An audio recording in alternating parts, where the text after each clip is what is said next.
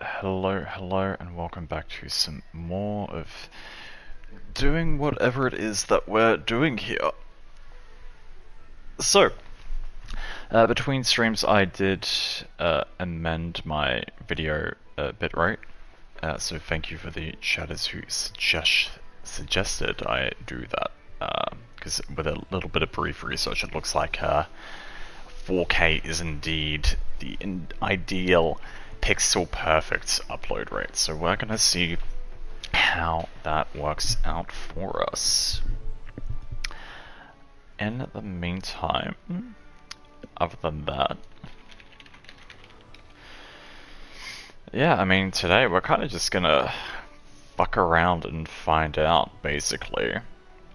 I haven't really thought much about where I want to start, but it might not be a bad idea to review some of my world building resources. So let's go ahead and just whack this in. And I got a nice little folder on my desktop here that I've been using to help set the tone and pace for a couple of things. So what we're going to do first is just hop in here and get rid of that stuff. And we are going to see about bringing some of these resources onto screen for you guys so you can kind of see what I'm referring to. Sammy, you're still awake? God damn, I'm not surprised that you're up at 1 AM, but yeah, get some sleep if you want, girl. I'll be streaming later in the day too. We'll see if you're awake by then or not. Let's see, in the meantime, I've got a bunch of like fun little things that we're gonna upload here as a bit of a reference.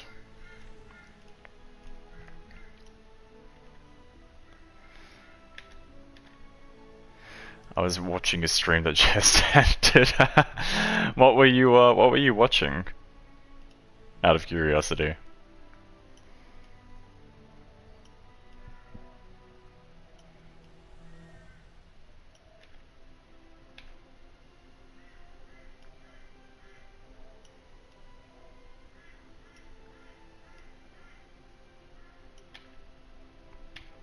Let's see. I think that is all in 1, 2, 3, 4, 5, 6, 7, 8, 9.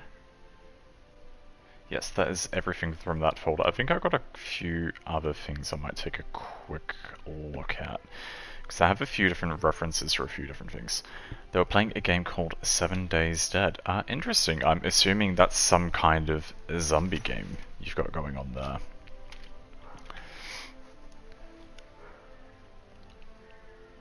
Also, I'm not sure if you can see it, but you might be able to throw a tomato at me.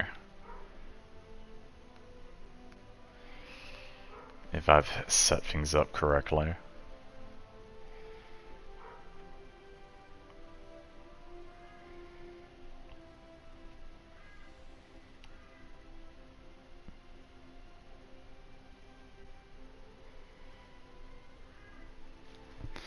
You killed the streamer 3 times? Good for you. Was that with one of the donation apps where you'd like give money to like forcibly kill them? Or did you just like bait them and trap them via talking to them?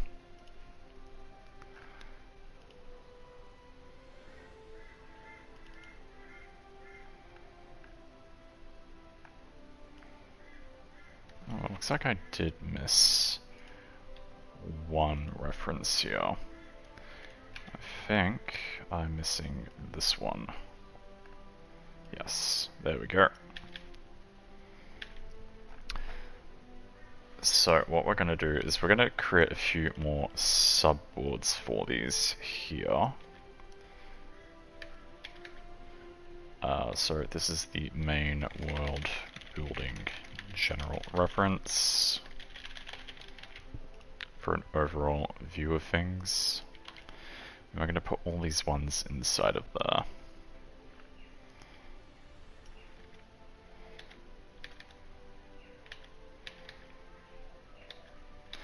Manipulation using point redeems, cleverly using effects in combination to kill. Nice, good job. I'm proud of you for doing that. I want to look into some ideas for some channel points features at some point. I think I need to be a Reget affiliate first, so I'm going to work on that. But yeah, no, I think there's a lot of fun stuff I can do with some channel point redeems for world building, like just letting viewers potentially name things can sound like a lot of really fun. Although it also sounds very dangerous, so I might have to come up with some kind of limitation on the naming conventions. I don't want someone naming something Poop Poop Mountain, for instance.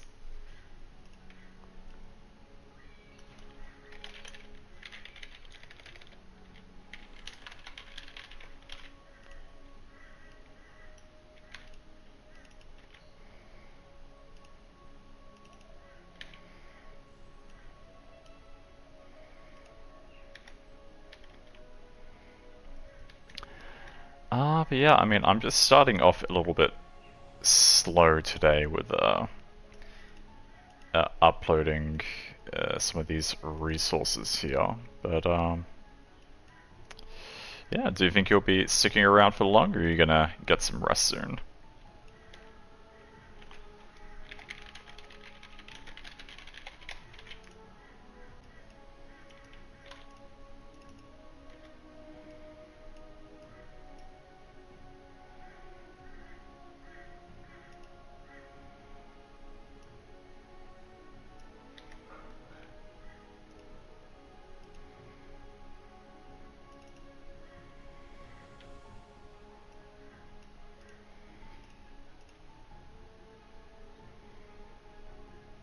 Gonna sleep soon?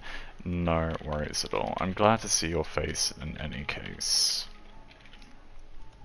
I'm gonna be streaming pretty much most of the day, maybe for the next for maybe 8 to 10 hours roughly total. I mean, I'm gonna take breaks here and there as well, of course, but I might still be going when you wake up, but I know you are technically on holiday at the moment, so if you do have any other travel in your morning, feel free to do whatever you plan on doing with your day.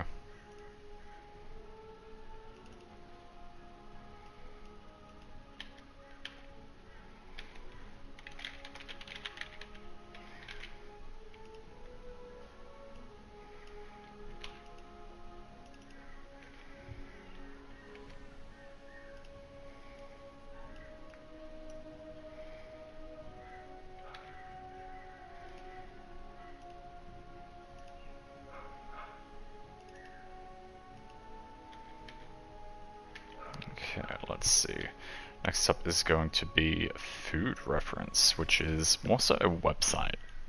So I can't actually upload that as a board, but I can do character creation reference. Characters are going to be one of the later things we do, but it's still fun to have all of these resources on hand to refer to as we wish.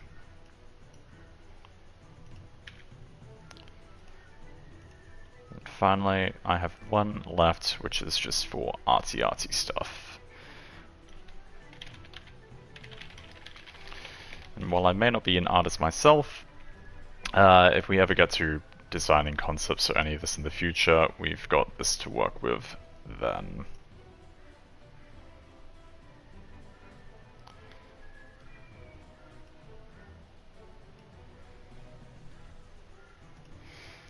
Cool.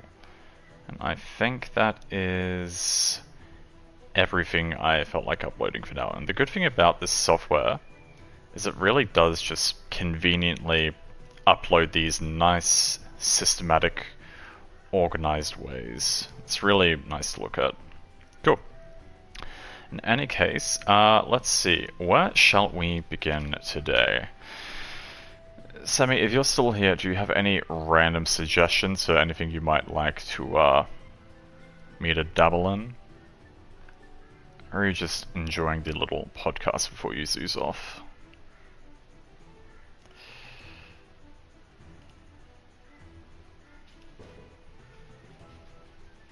Hello, cat. What are you doing?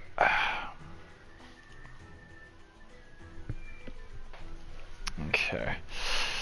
Give me one moment here. The kitty has caught a cockroach. I'm just gonna make sure she doesn't eat it.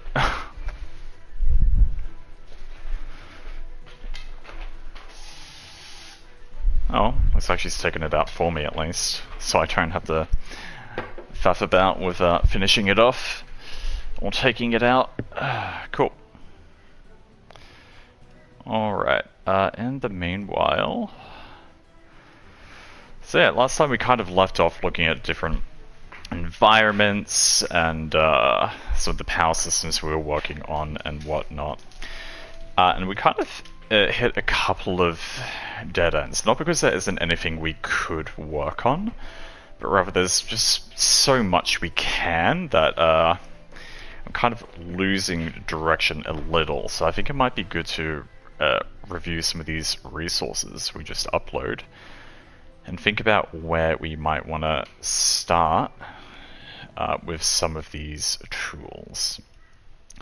So for now, I think we want to avoid these bottom three here. But since we have been doing a lot with power systems, this could be a good place to start. So this mostly just has like a bunch of inspiration for like magic schools and magic symbols. But it also includes some interesting information on what some different classes could do with what. I think this is more so what one can do with a power system rather than inspiration for building or developing one itself. So let's take a look at some of these other things. So the numeracy and literacy system will include some interesting notes on like language and like runic letters, things like that, which also kind of ties in with the power system aspects. But we're also working on power systems themselves outside of the kind of runic and alphabetical systems for now. So let's see, I guess the final one is just the general world building references here. This is more so for the overall creation of the worldview at large. So maybe it is time we start thinking about building a few like small towns or villages, or kind of expanding on the regions that we have been touching on. So I might open a background tab here and just keep the window I'm showing you guys open now open in a background tab for me to just be able to like quickly tab in and out of as a bit of a convenient reference. Just need to make sure my other login has updated.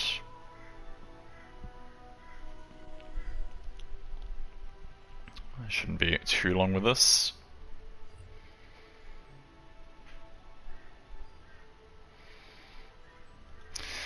In the meantime, while that's loading, let's think about the culture we want to work on. So these are central upper left ones are more so the ones we've already dabbled in, especially the mages and the knights.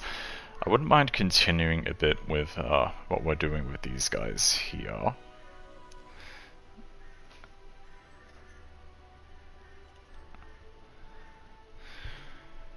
So I'm thinking with the mages being probably the most well developed, we can probably go into here. I'm not sure if we'll be working on the magic school itself as present. What we can do is think more so about the world outside of the magic school itself. So there are a few different systems we can begin to use to kind of design this region, but let's just think about some notes in general.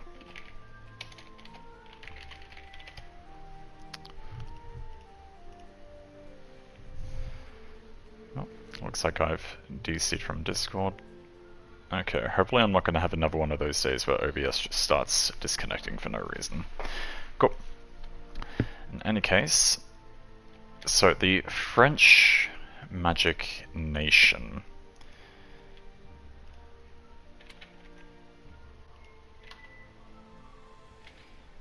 So we are just going to bring some of these randomly on here. So these are some of the things we need to consider referring to for this process. So we need to think about the geography, the religion, achievements, politics, economics, social structure. But outside of that, we have a few other things as well.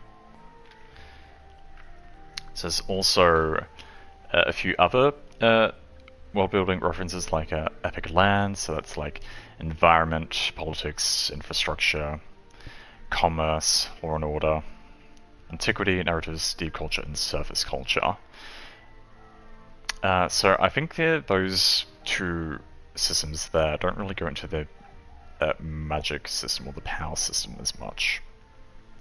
We also have the cultural iceberg, which is more so the deep culture / surface culture level of reference, as well as hermetics, which is history, economy, religion, magic system, executive, topography, inhabitants, culture, and society. And I'm thinking what I might do eventually is kind of draft my own system as we kind of progress, and once I have a better idea of like what order I know to prefer building stuff in, essentially. So in the meantime, we're going to think about what we might like to have within this nation's borders. So we already know we have the mage school. Now, we need to briefly think about the political landscape here a little more as well, I believe. To that end, what we're going to do quick is have a quick look at our reference back here. So we have like the oligarchy, the autocracies, the theocracies, the plutocracies. So we've still got like a few kind of groupings left. So the way the mage school is basically going to work, or the mage nation, well, obviously it's more than likely going to be run by wizards themselves. So if the nation is run by wizards, it's more of like a power caste system, rather than any kind of like monarchy or elected thing. I imagine it might be more similar to a bit of an oligarchy, but I don't really imagine it's like families who run this nation. That's more what the knights are going to be doing. How they have the noble families of knights. This will more be the influential magic individuals / magic society as a whole command the nation's development. So, what political system do we feel that would be under? What political system would a society ruled by an organization? So basically, think of it maybe a bit more like a company. What political system would a society ruled by an organization / company be called? Let's see what kind of hits we get for this. So I do imagine this to be more so a city-state style nation as well, similar to the Babylonian one that we might come up with later on. So a society ruled by an organizational company is often referred to as a corporatocracy. If I even pronounced that correctly. So I don't necessarily know if I imagine these wizards as businessmen themselves, but I do imagine what they might do is provide their magic as a service, and basically operate their society based on that. So, with that in mind, we should also think about what kinds of goods/services does magic supply as a business? So the biggest answer is going to be a couple. So this kind of ties back into the magic school classes that we were looking at before. So we have like the magic engineering, production, and selling of magical artifacts. We also have combat magic, selling mages as sellswords, question mark. I don't imagine they're going to be as much of a militant nation who sell their services, more so. Mostly because, as we kind of established, these guys are probably in the midst of a war with like the Holy Roman Empire-esque nation and the theocracy, and even outside of that, they probably have the long history of warfare with the knights as well. Now, they could also do the performance/creative magic for entertainment, as well as the sports. So I imagine that might be entertaining for some people to watch. Just like magic itself as a spectacle would be kind of interesting for anyone to really look at. And then even outside of that, we also need to think about the specific magic schools themselves. So magic engineering guys could produce like the self-lighting lanterns, as well as like audio transmission devices, heating, cooling instruments, some form of magnets, and then maybe also some form of transportation with the kinematics aspects.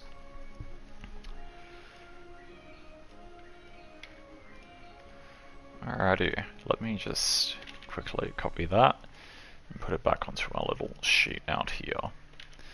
So right now, for some reason I'm just thinking about Lethal Company, because I've been playing that a bit throughout this year.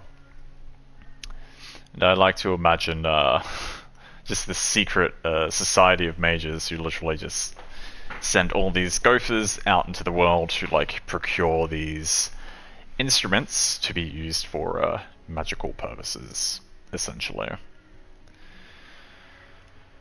Alrighty, let's take a bit more of a look at what a corporatocracy would do. So corporations have substantial influence over government policies, regulations, and legislation. Okay, so that's interesting because it's not. What I have in mind for this isn't really like the wizards lobbying to the government as a company. It's more so the company of wizards themselves being in charge. Like they make all the financial, economic, material, resources, logistics, and other decisions outside of that, including like military and education and stuff too. So the company is heavily influenced by corporate interest. Yes, so that's pretty much just going to be like the magic's holders themselves. So imagine maybe like 4 systems of governance based on specialized magic schools. So basically, one of each magic school is in charge of different sectors of governance/industry.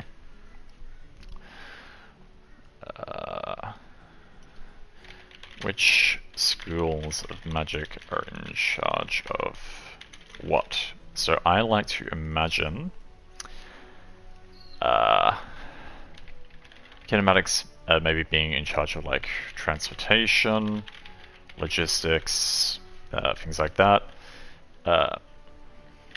Magnetism being involved in like most of the engineering side, so maybe resource acquisition slash production slash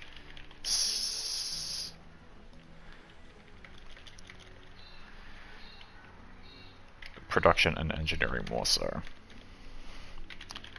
Because would say the kinematics would be the transport, the logistics, acquisition, and like trading and transportation. Cool. Let's see.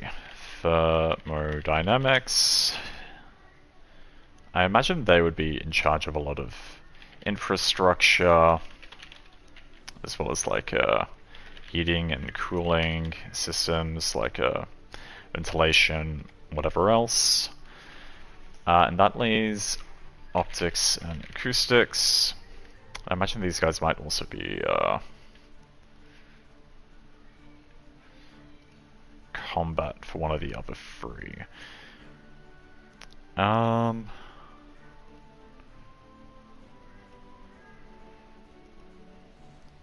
Optics and acoustics, they're more so like scouts, spies, espionage,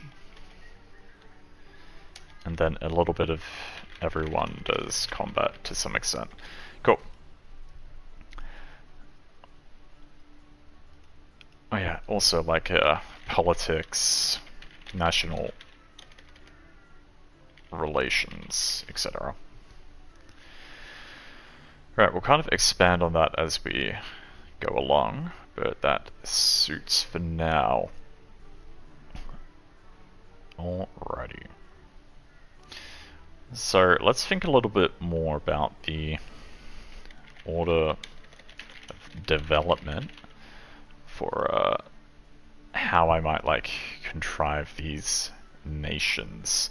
So I do have these references back here, for instance, like, let me bring up like a bullet list. So we've got like history, economy, religion, magic system, which I'm going to call power system.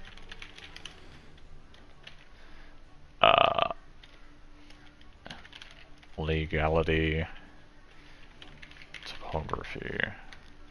I might rename some of this too. So geography slash climate, legal slash political,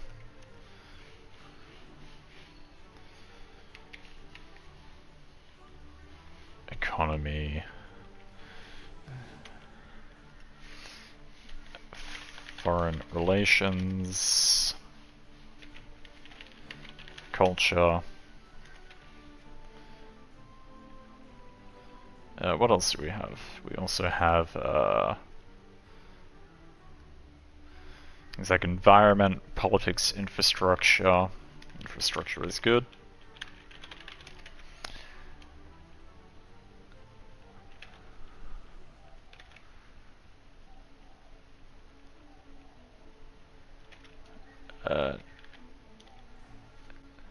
Narratives I'll kind of put with history. Let's see. Then we've got the cultures, yep. I think that's most of the major ones. 1, 2, 3, 4, 5, 6, 7, 8, 9. 9 being a lovely number here.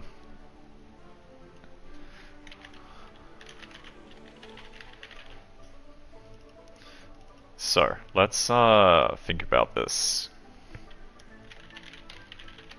So here are our developmental criteria.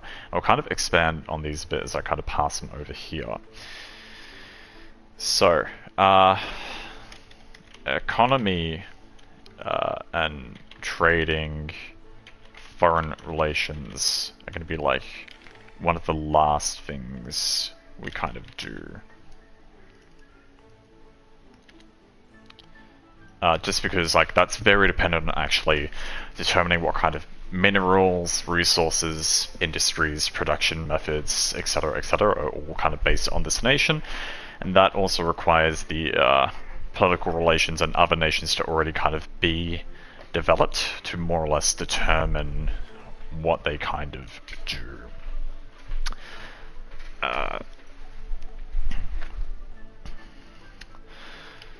So we also have history slash narratives slash culture. And I know that's a pretty big thing to kind of like dump in together. But the thing is, like, one's culture is generally determined by one's history. For example, a nation founded by a Night King, like the Knight Society, will obviously revolve heavily around knights and chivalry and all that other good stuff. Let's see. I think religion kind of also falls under that category for me, along with like politics and legality, and basically any kind of like theoretical aspect of how this society functions.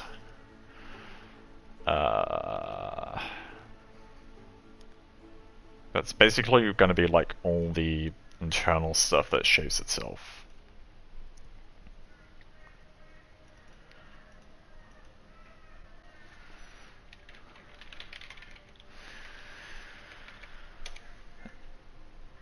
The infrastructure, I feel, might tie in a bit with one of those two things. I think power systems we kind of might put under this category too.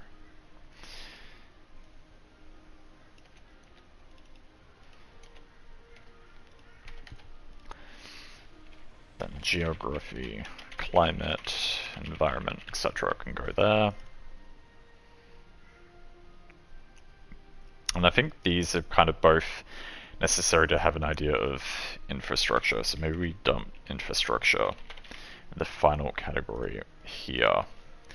Now, while that is a rough 1, 2, 3 guide, these are very large and broad categories, and they kind of cover a whole lot else even within those systems, like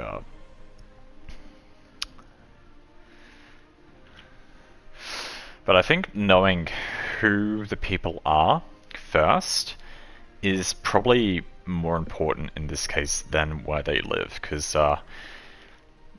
basically I can come up with an idea for a society and then I can kind of determine where that society is going to be located, rather than just coming up with like an idea for an environment and then deciding what kind of people go there. That order personally makes more sense to me. I guess different people can build more effectively in different ways. So let's think about how we kind of want to title this this system. So we'll say maybe national identity, and that covers the history, religion, political system, myths and legends, power systems, culture, and then we'll have the identity of the world or land around them. So let's go environmental identity. So that's geography, climate, environment, natural resources, like what's kind of found there. What else can we kind of put under there? And then also, this can be maybe international identity. How do they operate on the larger scale outside of this world? So that'll be like, how does the economy function? How do they trade? What are their foreign relations like? What is their national infrastructure? Because I think even though a lot of this is like internal based, it kind of also overlaps with how it operates externally on a more international level. Because in comparison with like history and religion up here, for example, even though there will be like tie-ins to that internationally as well, it's more so the national identity internally that kind of shuts out and influences the other stuff outside of it. Okay, so I'm gonna kind of browse a few other things quickly. So now we're gonna do an expansion on each of these other categories. So that's like the umbrella idea, and now we're doing more so the specific details in each.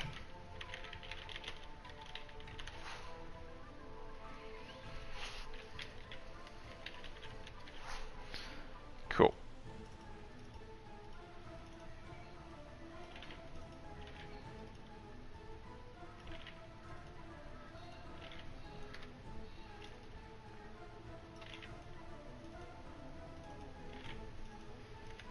Alrighty, so what else do we have to work with?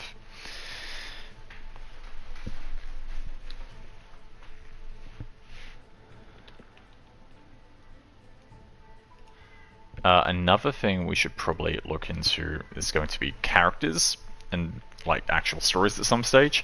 But I think that's a separate process we're kind of going to establish once we've kind of done everything else. For now, we'll refer to like large political, historical, religious events in terms of the history in general, but rather than coming up with the names and the identities of the characters, we're just going to refer to them as like the king or the emperor or the pope or whatever in the meantime.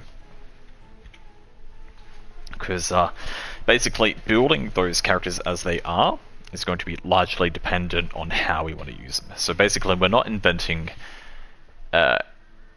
characters to create a story around. We're creating a story, and then we're using the story we create to develop the characters as we need them for the story that we've created.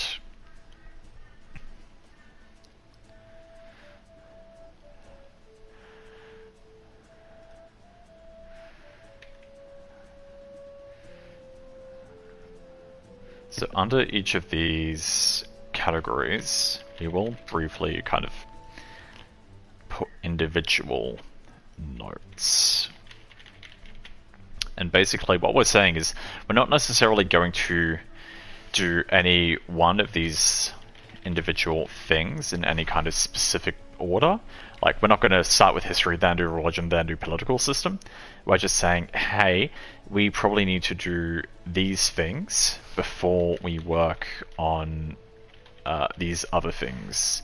So we're starting with this category and kind of fleshing that out before we touch on this one.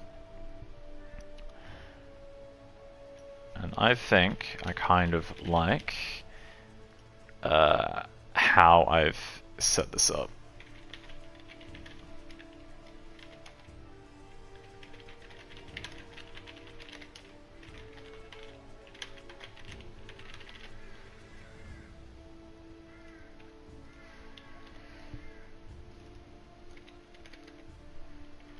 Okay.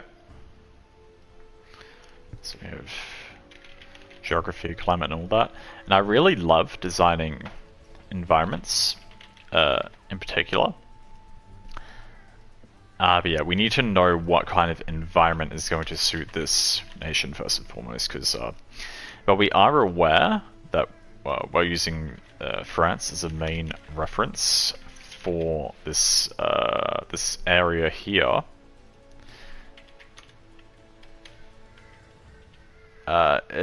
building entire nations isn't necessarily simple. So it might not necessarily be like one climate or one geographic region that encompasses the entire nation. It's going to be like the entire nation as a whole is going to be made up of all these smaller little building blocks that we are going to utilize to build the larger nation as a whole.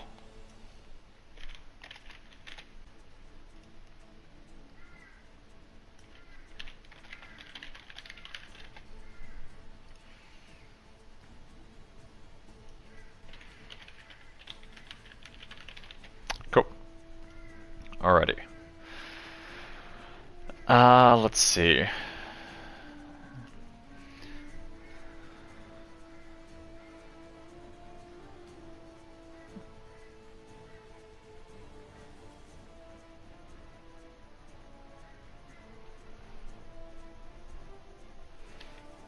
I guess one of the things I need to add in here is going to be social structure, or social classes, rather.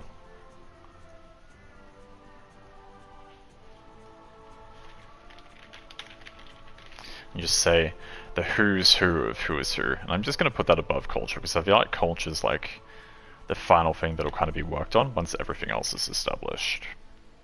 Again, even though these are in no particular order, I feel like culture is always going to be like one of the last things that are done. Okay, cool. Now, outside of that, we also have some other systems I'm going to take a quick look at. So, geography, climate, or weather is an important one.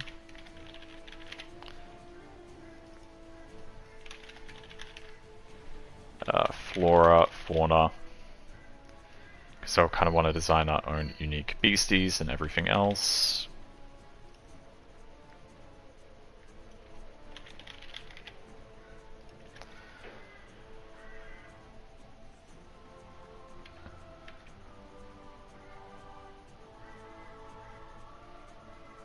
Let's see.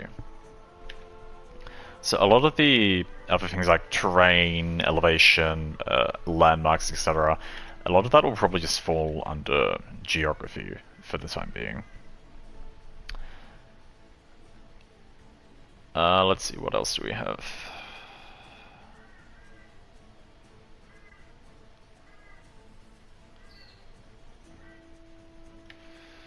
Did I have anything for military? I did not.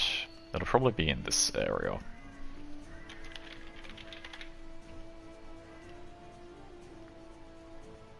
That's a pretty crucial one to include, given that it's a fantasy world and everyone's going to be fighting each other.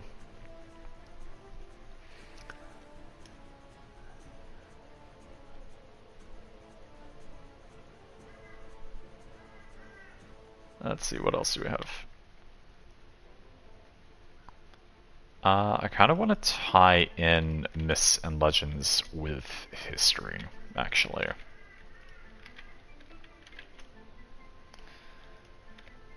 Because since it is a fantasy world, a lot of the myths and shit are actually going to be real. Or at least that is the plan.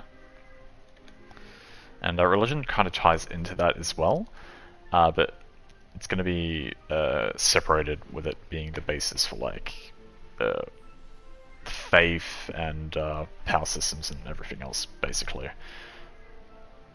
Cool. So surface culture and deep culture, I'm not going to overly worry about expanding on for now, mostly because we have the good old cultural iceberg to refer to that for in the first place anyway. So not much else needs doing there in the meantime. But I do have one last one to kind of gloss over.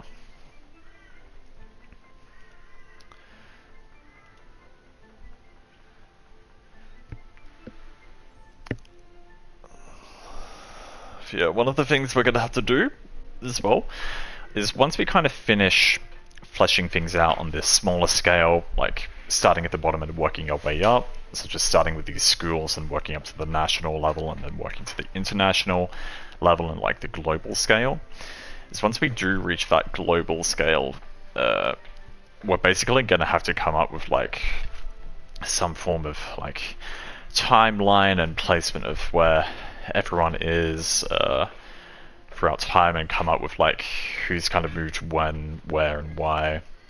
Like the some kind of troll empire I want to do at some stage.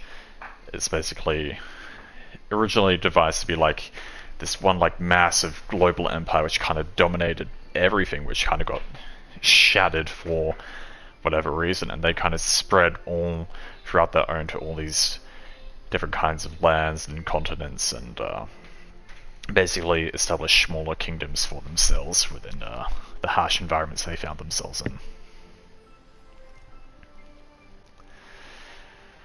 Let's see. I'm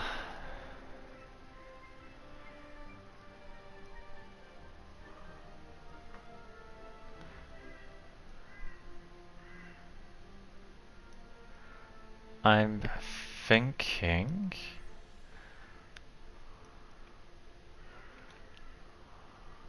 there's one more we need to add, and that is going to be the inhabitants. Because sure, we come up with like the history, the culture, everything else, but we also need to say, hey, who are these guys? Are they human? Are they orcs? What are they? Cool. No, I'm liking this a lot. And I think for now, I'm pretty happy with that, how it is. So what we might do,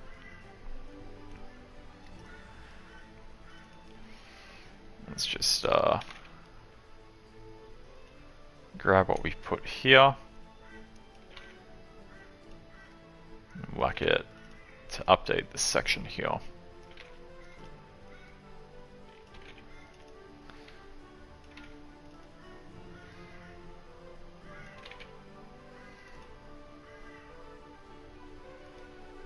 Alrighty, cool.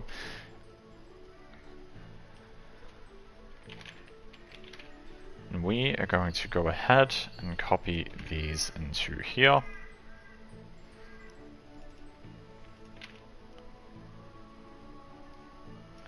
And whack them up the top. Cool. So going forward, what we're going to do is we kind of build and expand on these individual areas. Is we are going to refer to these aspects of creation for what it is we're working on. So for now, for the time being, we are just going to go ahead, go into this little magic school section, and put these in here. And what we're going to start with today is revisiting where we started our little magic school, and kind of answering some of these questions about what's going on here and why. 1 second, sorry.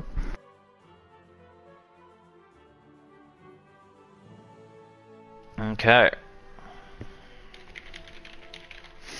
So I can name this better later, but yeah. Technically, we've already kind of like overlapped a little bit with how all of this is going to work. But now we're kind of fleshing out the finer details of these things.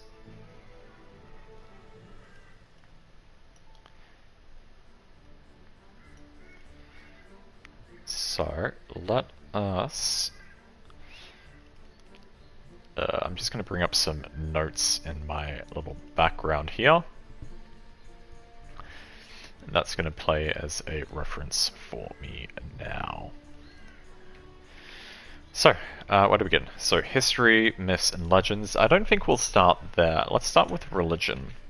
So, the mage school will be devoid of any form of quote-unquote national religion. The French quote-unquote people do not have any predominant form of religion or faith they believe in. Instead, as a highly magical slash scientific nation, they mostly believe in the natural powers of the world before them, which they have control over influencing directly. So it's going to be more of an kind of atheist kind of nation.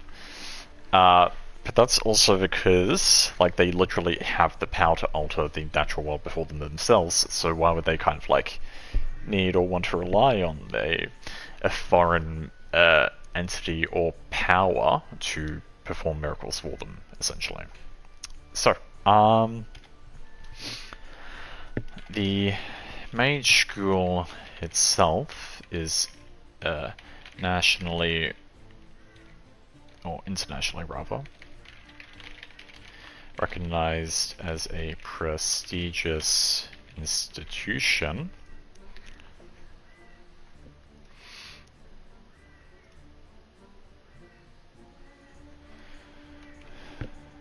For magic users.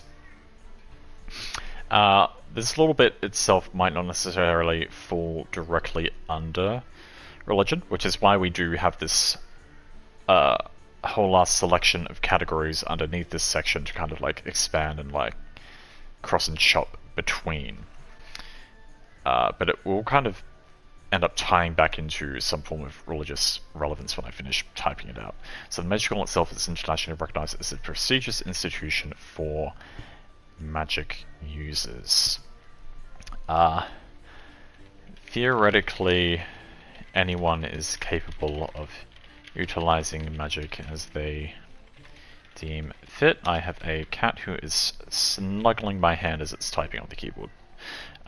Theoretically, anyone is capable of utilizing magic as they deem fit, so long as they receive the proper education and resources to be able to do so.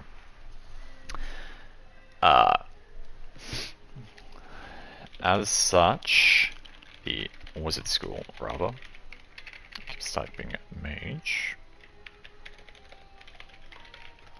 As such, the wizard school is, let me see, a desirable location for many foreigners who attempt to travel to for the purpose of learning. So this is more the political aspects of things, I feel.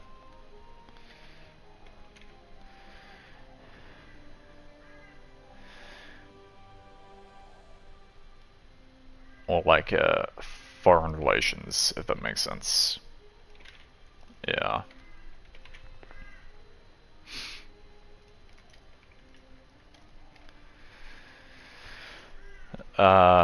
The nation as a whole and the school's policy of foreigners enrolling in the wizard school is question mark. So once we kind of finish fleshing out these other nations in tandem with this one, and we think a little bit more about like their relations with each other and how or why they may accept foreigners into their schooling system, we can kind of finish answering this question then, because as far as we know at this stage, we've yet to determine whether the wizard school itself is like a neutral entity outside of the nations, or whether it's a predominantly like nationally exclusive organization, and I think we're more so leaning towards the latter right now. So the nation as a whole, the school's policy of foreigners enrolling at the school is blank. Exchange programs in which the wizards and knights of the respective academies briefly attend each other's classes for a short period of time is currently in effect. Cool.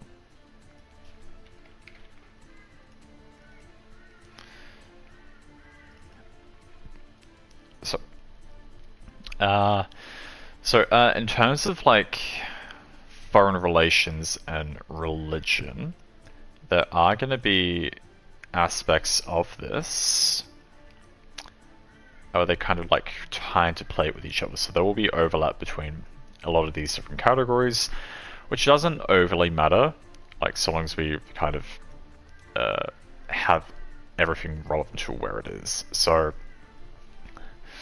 the wizard's capacity to manipulate the natural laws and properties of the world, such as aspects of nature,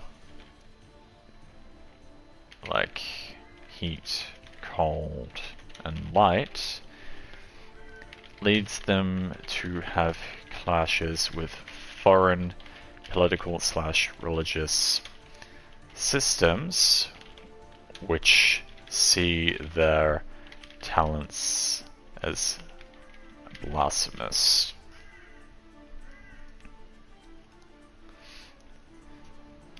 As a result of this, the wizards themselves tended to frown upon believers of the different faiths, but they particularly clash with the followers of the quote-unquote God of Light due to their followers' particular crusade against them, especially against members of the School of Optics. Cool. So it's important to note we're still thinking of this on the small scale in terms of the school and not the nation as a whole. So basically we're going to keep using this system to kind of like flesh out the smaller areas of the nation until we've kind of like built everything we kind of want within its borders, and then we'll do a national overview of that, then we'll do a continental view of all the nations on that continent, and then the global view of like all the independent continents slash powers from there. Let's see.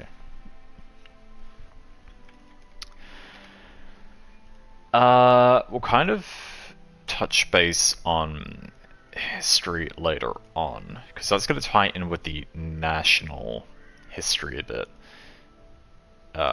This will be more so like the founding of the school, etc. Alright, political system.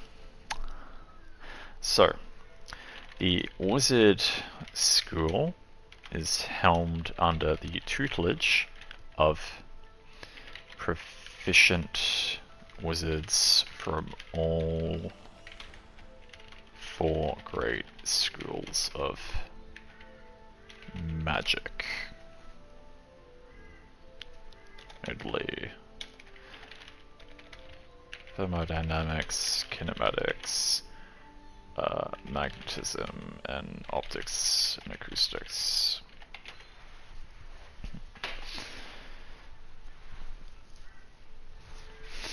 They have total say and control over the jurisdiction of the school.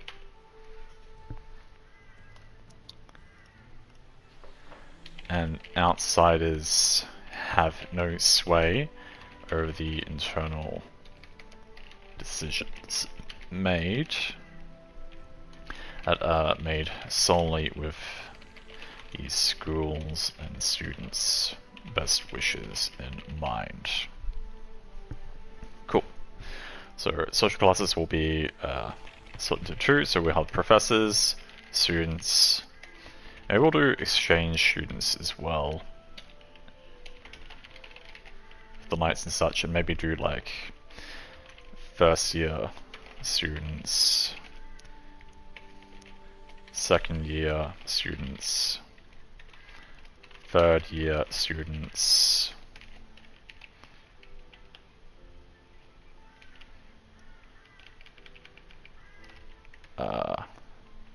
exchange/foreign students. I imagine like brief exchange students might be treated better, than like permanent foreign students if we allow that. But we'll keep them lumped together for now. Let's see. I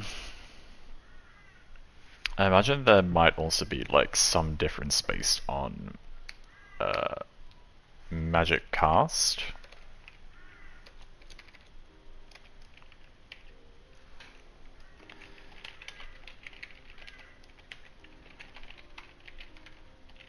In addition to like year level.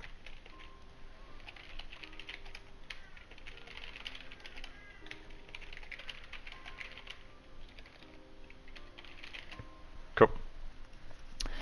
Now, I don't really imagine there'd be any kind of further social class separation outside of that. That could change depending on how we do the national political system design, but unlike the Knight School, which is going to be all the Knight Nation rather, which will be all about the noble houses, which will kind of translate into the schools as well. I think the Wizard Society is going to be more about important individuals than important families.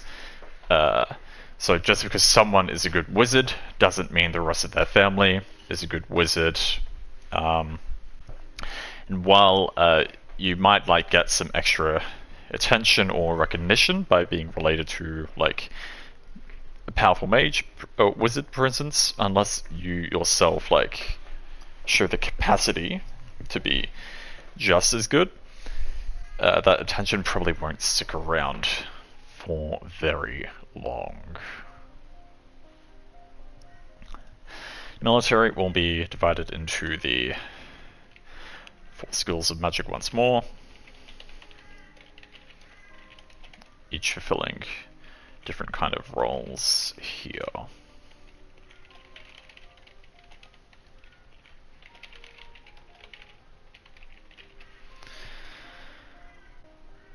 Cool, and that actually might be one of the first places we kind of think on for how we're going to be developing these guys today.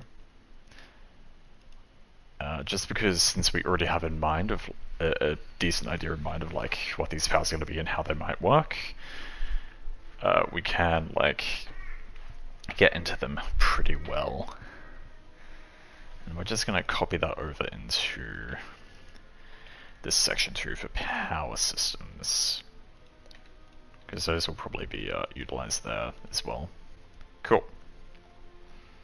Alright, so now we likewise have the inhabitants, and that's also going to kind of fall into the School of Magic system, I feel, just because like the entirety of like the culture and the society itself is like so heavily dependent on how these wizards operate that they literally like incorporate it into all of their jobs, all of their technology, their educational system, their ruling system, all of that. So while there will be like standard educational practices for like let's say maths and language or whatever else, it's like a standard basic capacity, it's mostly about just like recognizing their national power for what it is and like developing as many people as possible into magic wielding capabilities, basically. So I'm thinking a little bit now as to the whose, hows, and whys of whether this society would have any kind of like infantry order or ranger order. And I think right now, I would say they most likely definitely would. But I also think that how they may operate is also going to be magic dependent.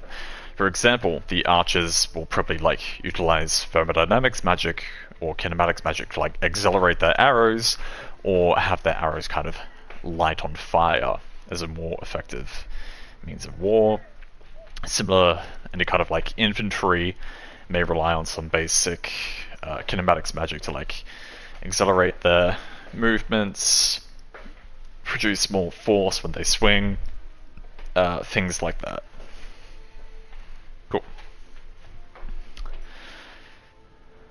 So now,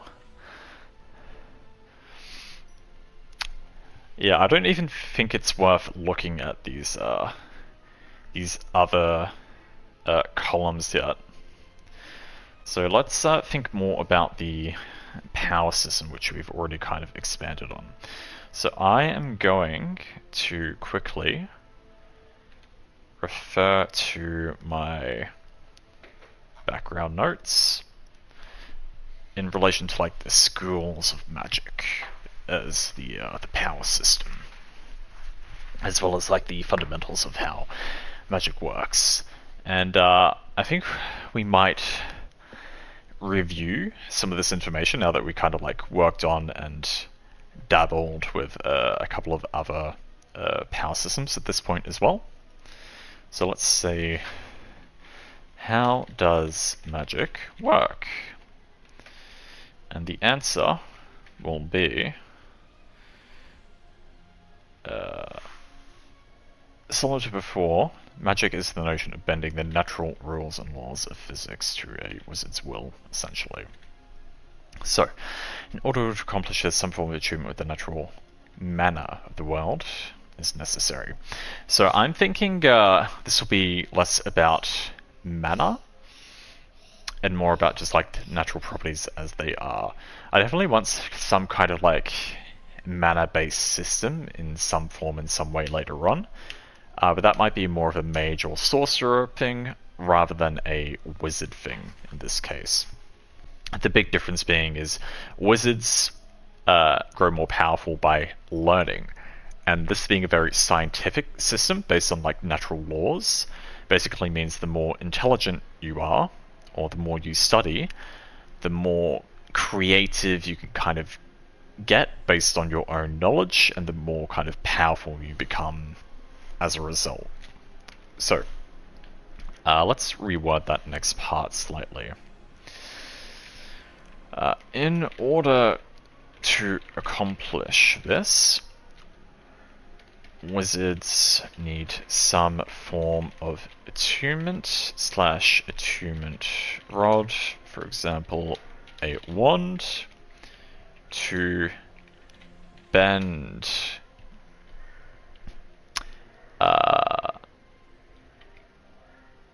wizards need some form of attunement rod to bend these natural laws and properties to their will. For example, to manipulate heat / cold, or magnetism, or light, sound, or movement, an object that helps the wizard attune to the properties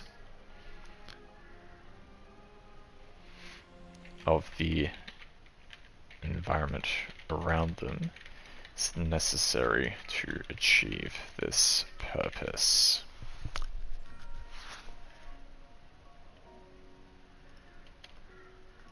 So let's think about that a little bit more here. So again, some of this still might be reworded.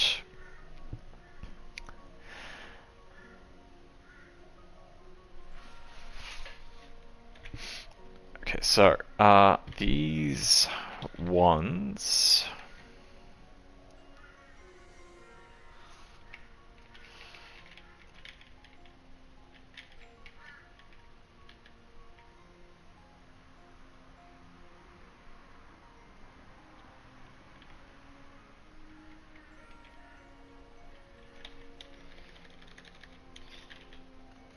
cool. These ones are generally constructed from materials harnessed from environments attuned to these natural properties of worldly law.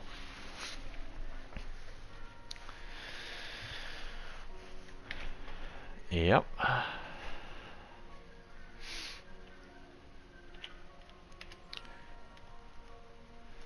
And this is making me like kind of contemplate the magic circle system, because I definitely want some form of magic circle system somewhere. But basically, we've kind of already discussed like how there's going to be like free powers, or like maybe free levels of magic capability. There's also going to be like rankings of these classes outside of like direct power. So for example, we've mentioned briefly like the clergy are going to have like priests through to bishops through to the pope. And I like the idea of like the threes and the nines that we'd be going with. So I'm thinking of having like circle level of mages, so like a first circle mage through to a ninth circle mage, if that makes sense. And the ranking of a mage isn't necessarily the ranking of their power directly, but I think it's more so a recognition of their merit, of their accomplishments, of their capabilities outside their direct power level. For example, if you have two third level magnetism mages, one of them, whichever one is like more knowledgeable, more experienced, more creative, will obviously have an advantage over the other, even though they're both technically capable of doing the exact same thing. So having some kind of like examination or test may be pertinent to determine like the ranking orders within Magic Society, and that can also determine like who becomes teachers, who becomes like political leaders, and whatnot. So similar to like how we're maybe gonna have like basically getting all the powers of a wizard while at school, you'll become like maybe a third circle wizard after graduating by showing you've performed like a certain level of feat. Even though you technically have the same capacity as like a ninth circle mage at that point, that doesn't mean you're going to be as good as one.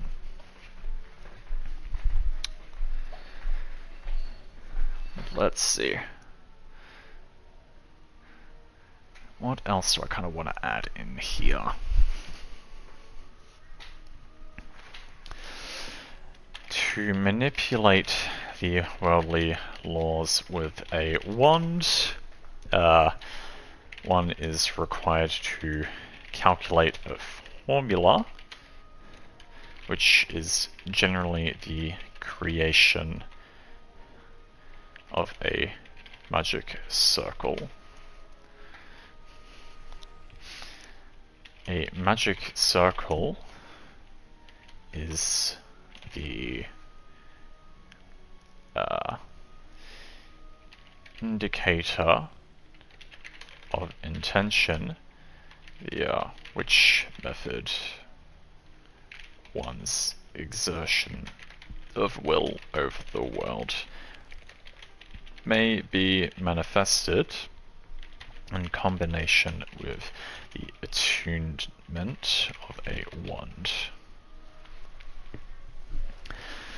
So yeah, I was like briefly kind of like thinking back on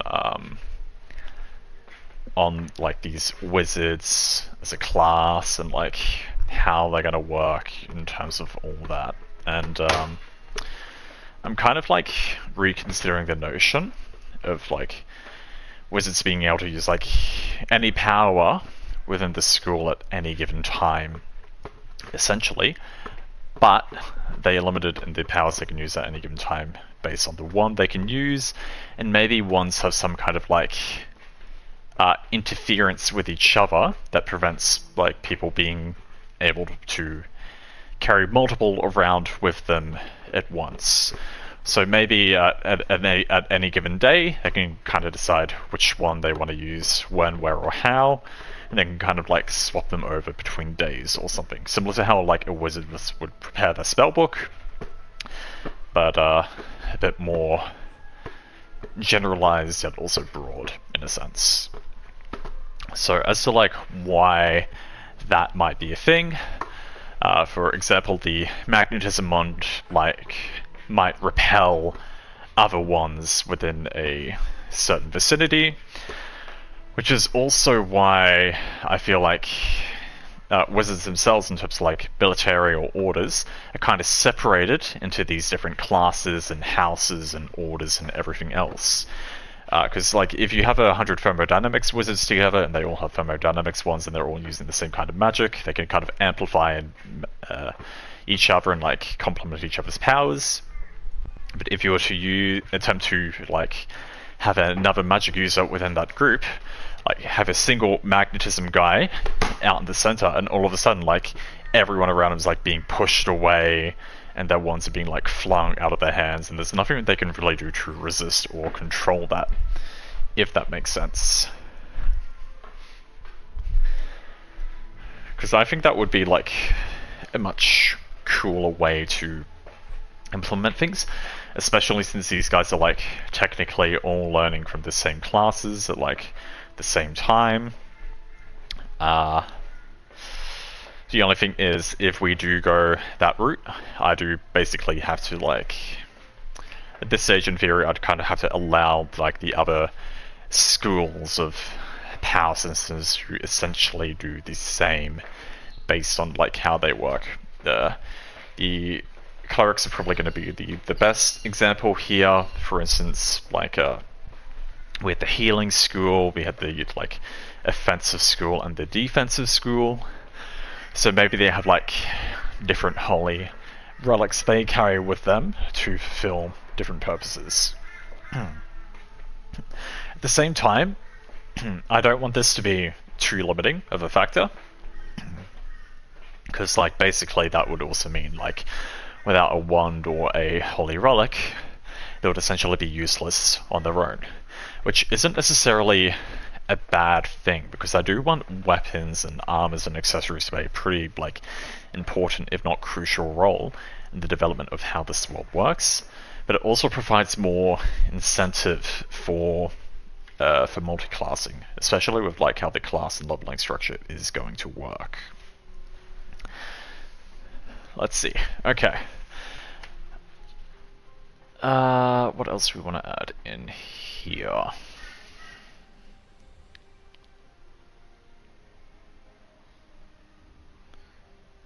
Yeah. So, wizards' powers stem from their knowledge, intelligence, experience, and creativity. The more they learn about the laws of physics / how the world works, the more they can theoretically exert the manipulations of their power.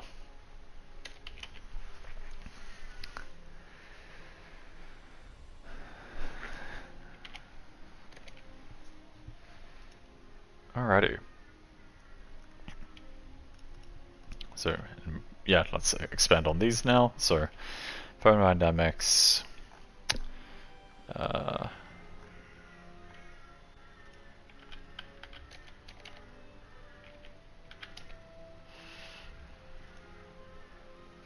Thermodynamics. Dynamics is the manipulation of heat, cold, and energy. Via this medium, one can produce flames or freeze fire, as well as transfer / like sap warmth from one creature. So sap and transfer it to another.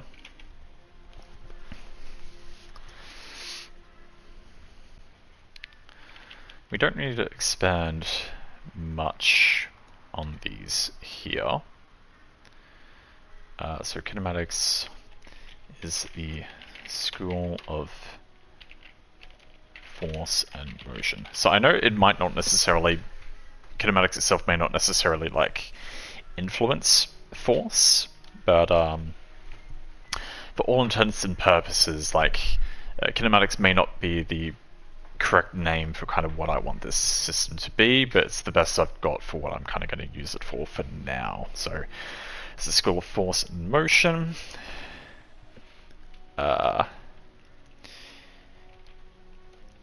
This school of magic allows one to influence speeds, acceleration, top speeds, vectors, orientations of movement, and anything else in relation to the movement of objects A from location B to location C.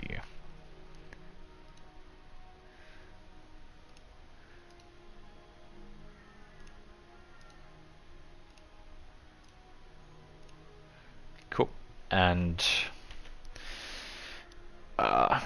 this school of movement can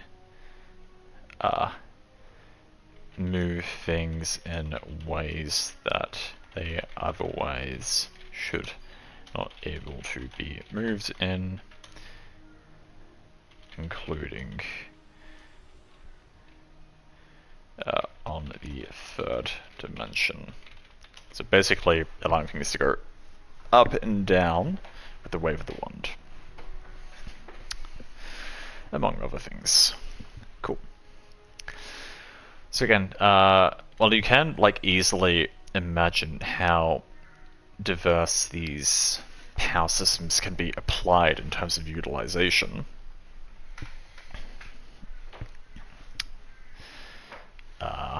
Yeah, I mean, still, we don't need to like go into the specifics of saying, oh, I can do this, but I can't do this, or I can do this, but I can't do this, because it's literally just, it's more up to the player's imagination and the DM's tolerance.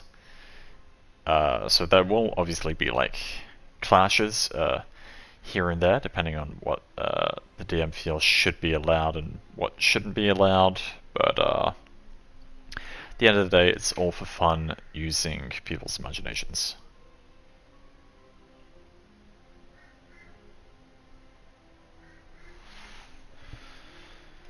Alright, magnetism is the ability to attract and repel metals, as well as produce and manipulate magnetic fields.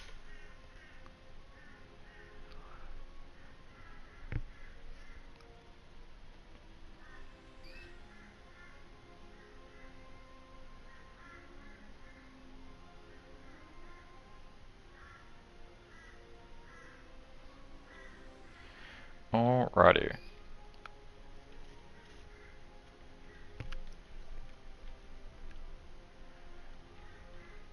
Yeah, I mean that's it basically. Attract and repel metals as well as produce and manipulate magnetic fields. Cool.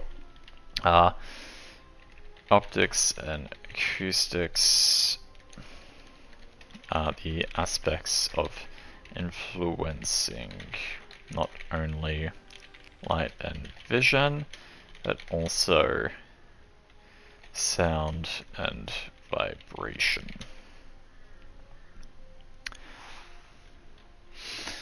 I don't think I really need to give too many more examples within them. If anything, I might have like expanded on kinematics too much in comparison to the others, but yeah, no, I think that is mostly fine for now. Might just revisit just above there to think about like what other kind of applications or questions we might need to answer, such as the magic scaling / rating system.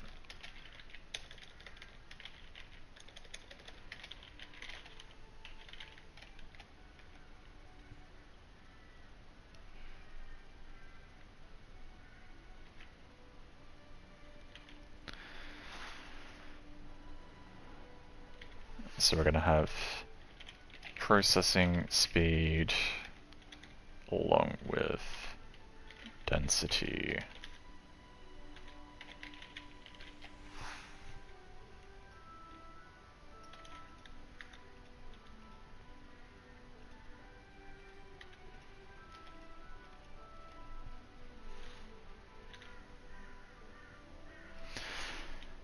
The speed through which one may draw a magic circle / pronounce an incantation and manifest their will into the world.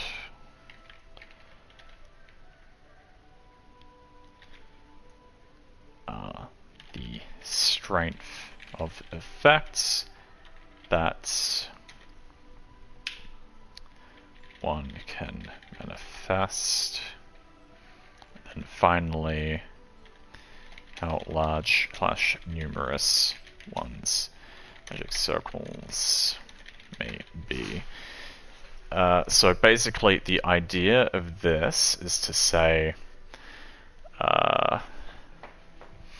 processing speeds is basically casting speed, magic strength is density, and capacity is like area of effects. So these are probably going to tie in like with the kind of stats we have in mind. So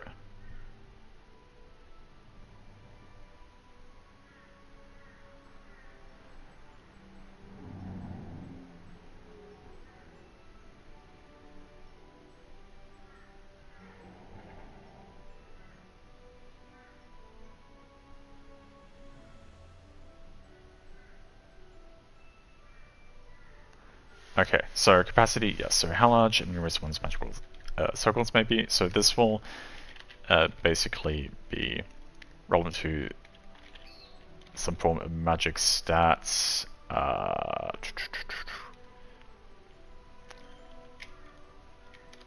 Yeah, I mean, I don't know if I need to really expand on those as of yet, but we'll kind of put a note here. The below feats are generally affected by some form of magic stat system. What I'm going to do is I'm just going to have a quick snack. Oh, physics magic, quantity of targets, quantity of projectiles, quantity of AoE. Yep, that's basically it. But yeah, no, the crafting is going quite fun. Thank you for joining me there. But yeah, no, quantity of projectiles is another like good one to add in there. So area of effects, number of targets, number of projectiles, etc., etc.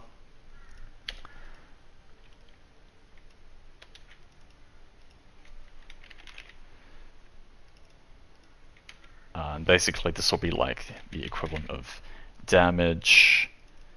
And I might need to think about processing speed a little more, but basically I was mentioning the other day with like the stat systems, like dexterity for example might influence the number of attacks with a weapon in any given round, and strength might influence the number of dice roll that you roll when you actually land a hit with your weapons. And I'm going to need to find some kind of way to translate that over to a more magic stat system eventually, but it's going to be a bit different, just considering like number of like area of effects that physics-based magic generally has. Like a leveled spell that doesn't normally have that. Yeah, the common reference system that we all know. Exactly. Basically, as part of this world building process, I'm also designing a my own TTRPG system with it. And while I have a pretty good idea of the physical stat modifiers, I haven't kind of finished fleshing out the magical stat modifiers, but we're still kind of in the early stages here, so we will be getting to the rest of that eventually. In the meantime, I'm thinking of expanding on this little military section here, now that we've kind of fleshed out some of the basic questions of our magic power system.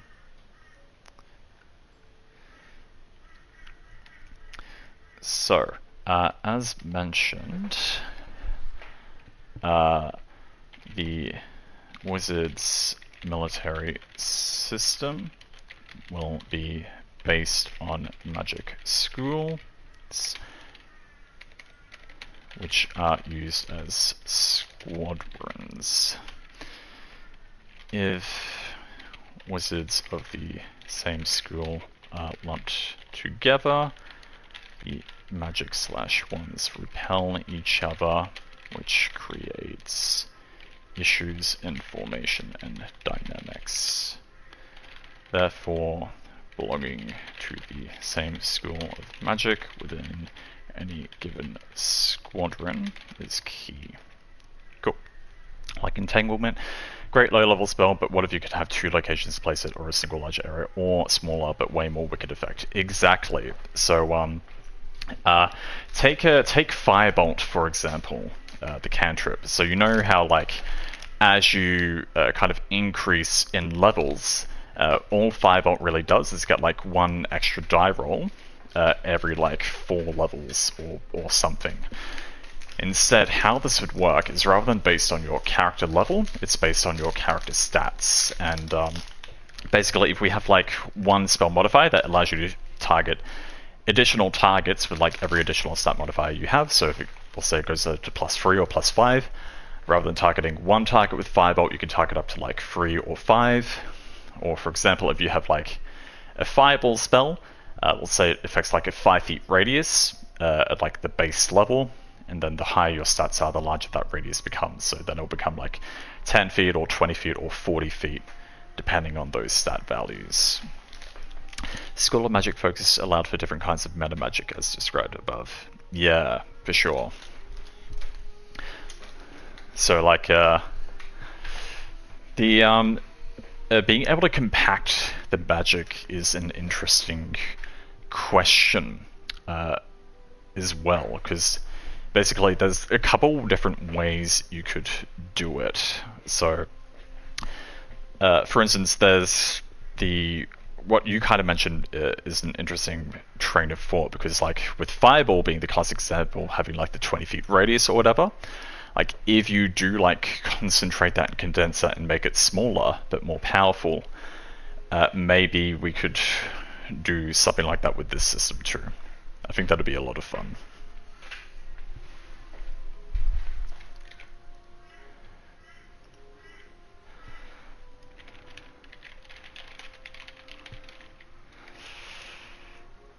Let's see.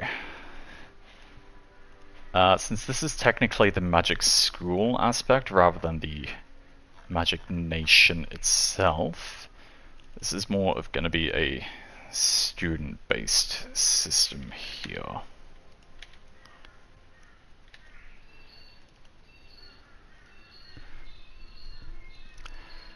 So students are separated into 4 houses, depending on their preference for magical development,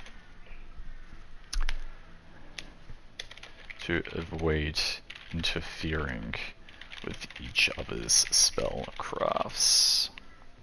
So it's the aim for specialization, the generalization for your magic system. Basically, the idea is to have a wide variety of different power systems. So rather than just like one school of magic, like the wizard school of magic, which covers like these physics-based schools, we're also going to have like other power systems like runic systems, which are like language-based, which produce essentially magical effects or enchantments based on the runes added. So I'd say like within any kind of respective magic system, like this physics one for example, it is going to be a specialized generalization. So you might only be able to focus on magnetism at any given time, but within the domain of magnetism, you can pretty much do anything according to the creativity of your own imagination.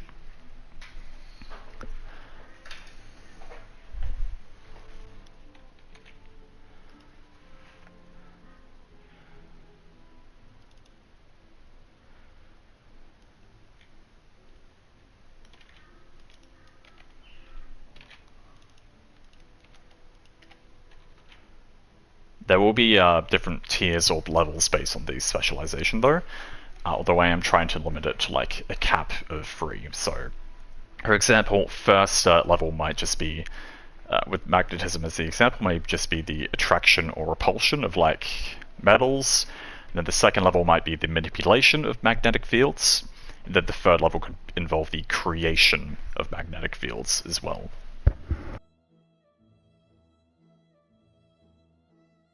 Finer details aren't fully fleshed out there, but the theoretical concepts roughly are in place.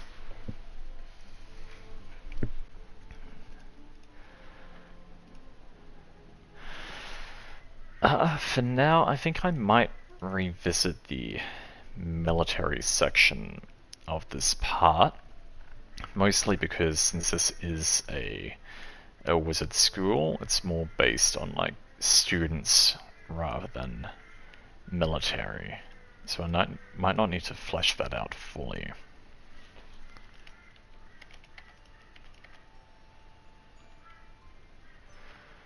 Let's see. We also have the dynamics between different students and the professors. So, the professors will be some of the most affluent major wizards in the nation. And let's say maybe they have a professors are required to be of maybe 5th circle capability at the minimum.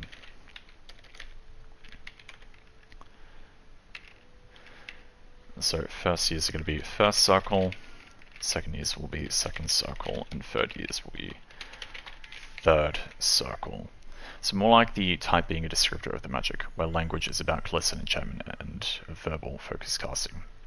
Yeah, so it's basically going to differ between magic systems. So this physics-based system, for example, will rely on some form of attunement item, like a wand, to kind of like direct the natural forces of nature around you, and kind of like bending and manipulating the natural properties and the laws, for example. Then outside of that, we're also going to have maybe some kind of a vocal component as well as a somatic component, where they maybe draw a magic circle as well as pronounce some form of incantation. Right now, the theoretical concept for the physics system in general is that the magic circle itself and the incantation won't actually be a requirement to use the magic itself. It's more so like a training tool to help indicate intended effects. So for example, if you do thermodynamics magic and you draw a little flame and say fire, the magic circle symbol of fire, as well as the pronunciation of fire, are more so just catalysts to help you produce the size and shape and area of flame as intended.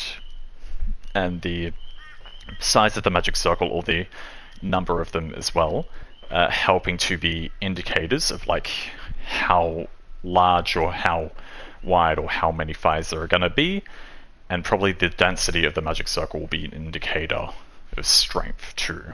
But basically, if you kind of just like say, or not even say, if you just like imagine fire while like kind of waving your wand about, even without drawing a circle or pronouncing the incantation, the effect will still happen. But yeah, it may or may not be exactly as you intend. Geometry might be all about physical forms, hand casting and sentences, yeah, for sure. The airbender forms, I love that.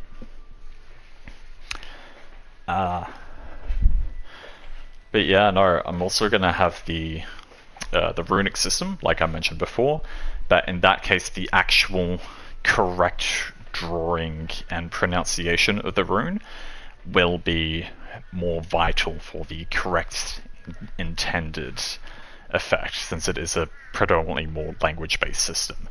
So it is limited in the capability of what it can do within the given language, but you can kind of chain it together to like produce additional or more powerful effects. For sure, for sure. No, I get you.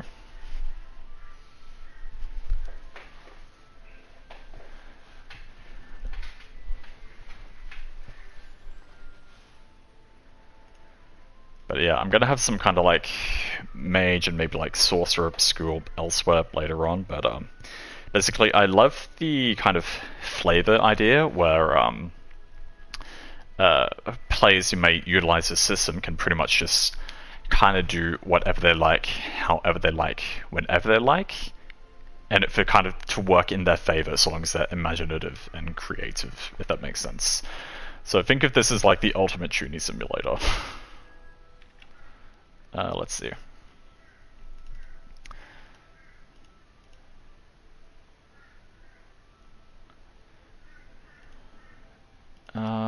What kinds of separations between magic schools will we have?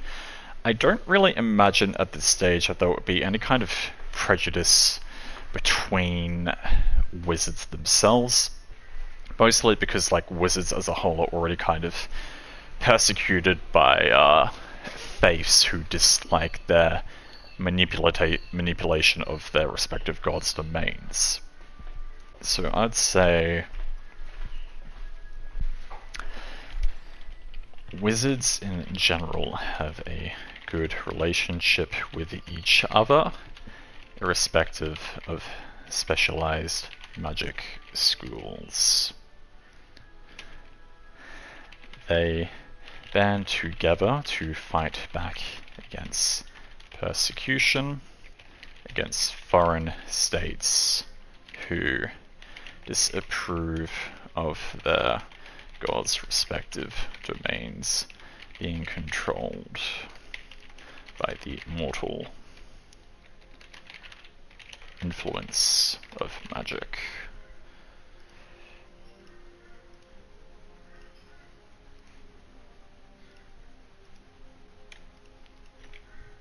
Cool.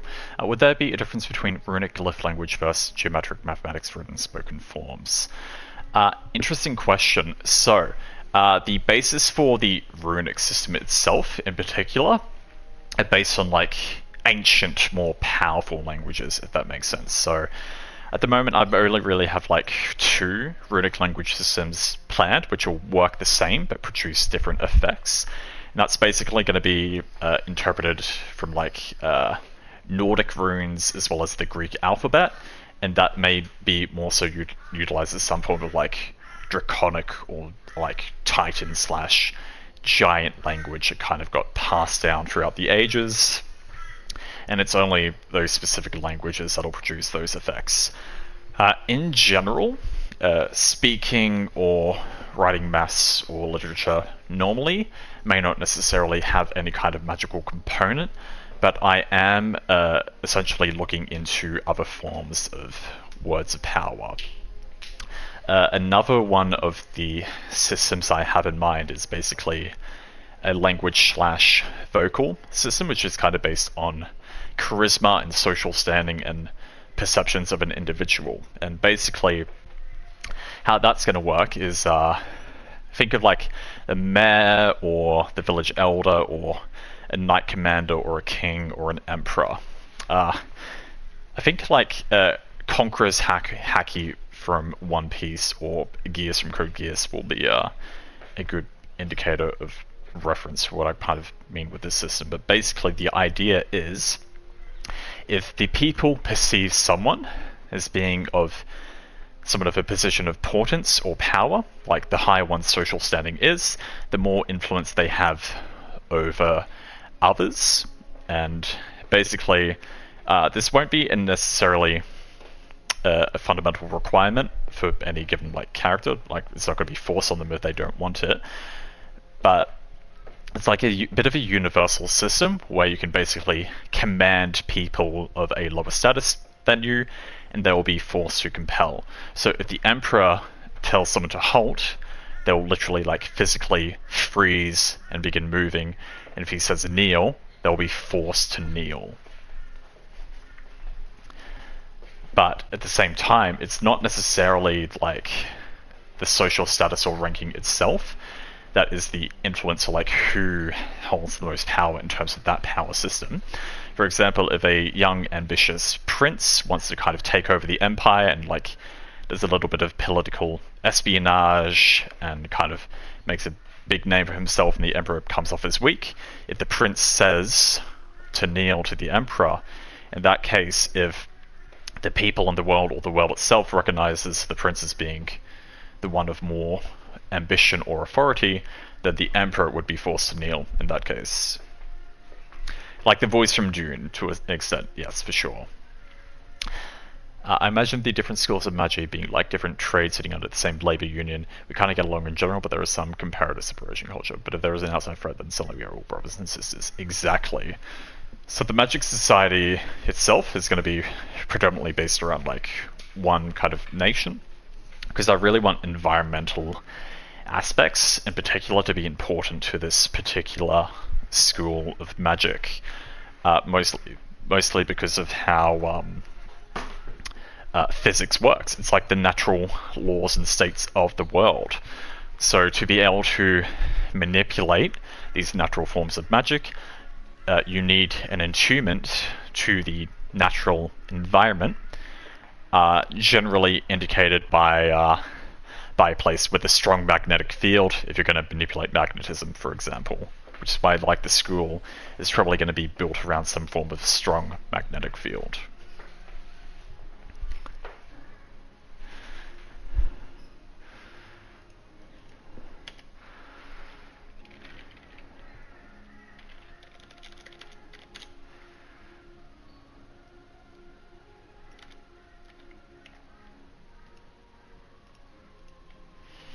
I think the union example is a really good indicator here. So mages are essentially different branches under the same union. They may bicker and disagree on occasion, but overall get along well, and they will have each other's backs if and when needed. Cool.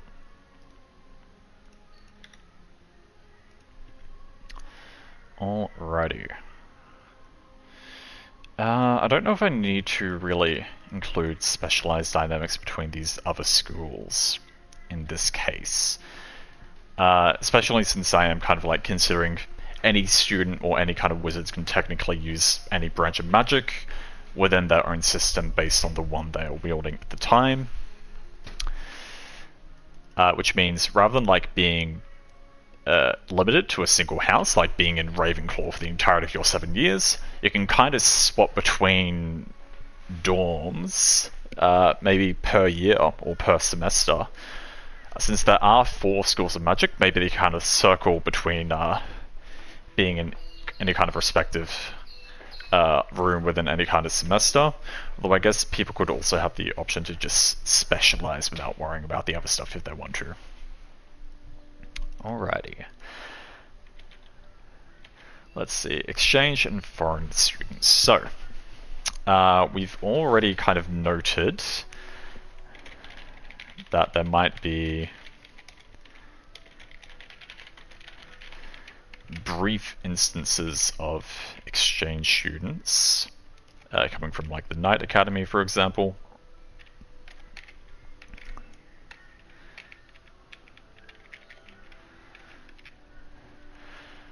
They'll probably be a bit more well received.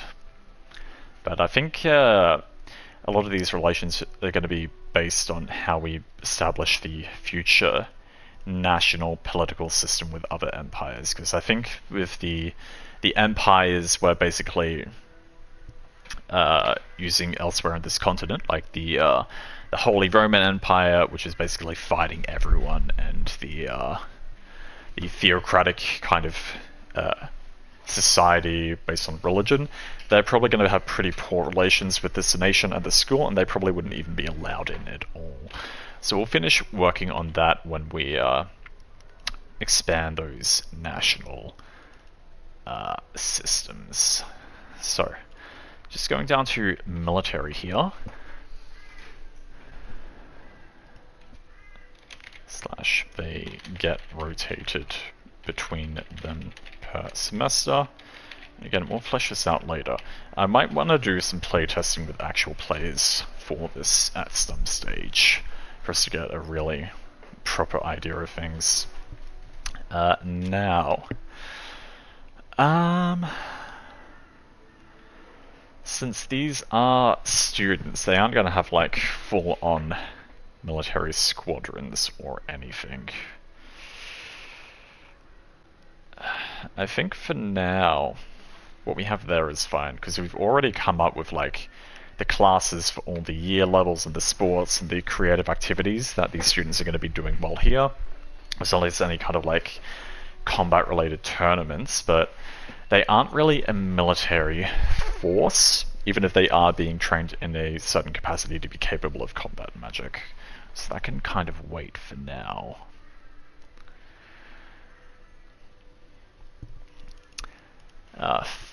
Third year students become third circle wizards upon graduation. They are the most senior, experienced students with the most specialized / generalized magical capacity earned from their 3 years of schooling. So I'm just going to bring up the class structure I've kind of fleshed out in my background here. Let me see. So yeah, the third year students mostly do a lot of free time. The third year students mostly have free reign to practice their magical capabilities however way they wish, regardless of whether they are specializing in engineering, combat, or esports / arts. So I think maybe having a relationship dynamic between engineers, combat mages, and performance wizards, I should be saying, is probably going to be an important dynamic to work on. Because even if they don't have like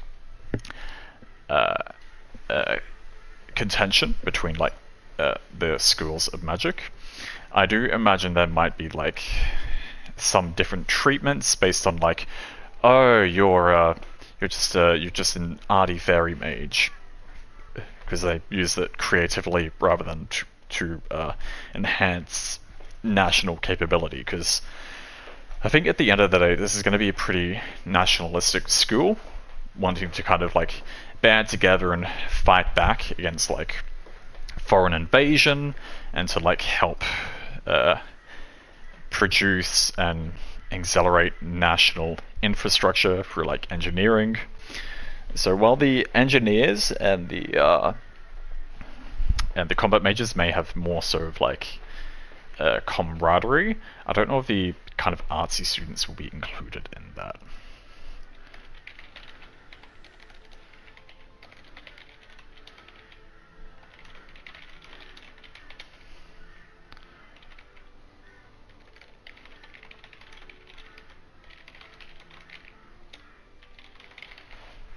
Yeah, no, I think that makes sense. Students tend to specialize in one of 3 areas of magic outside of the schools of magic: combat magic, magic engineering, or performance magic.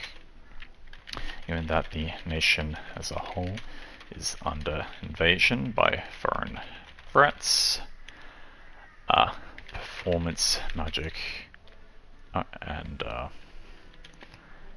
given that the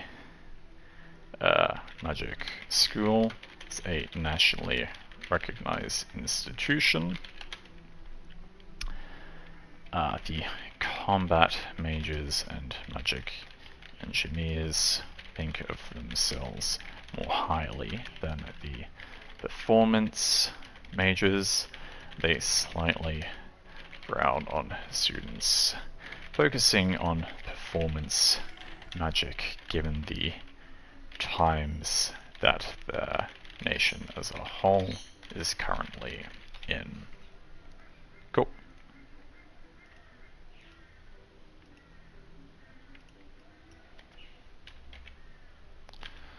Let's see, what else can we kind of work with here?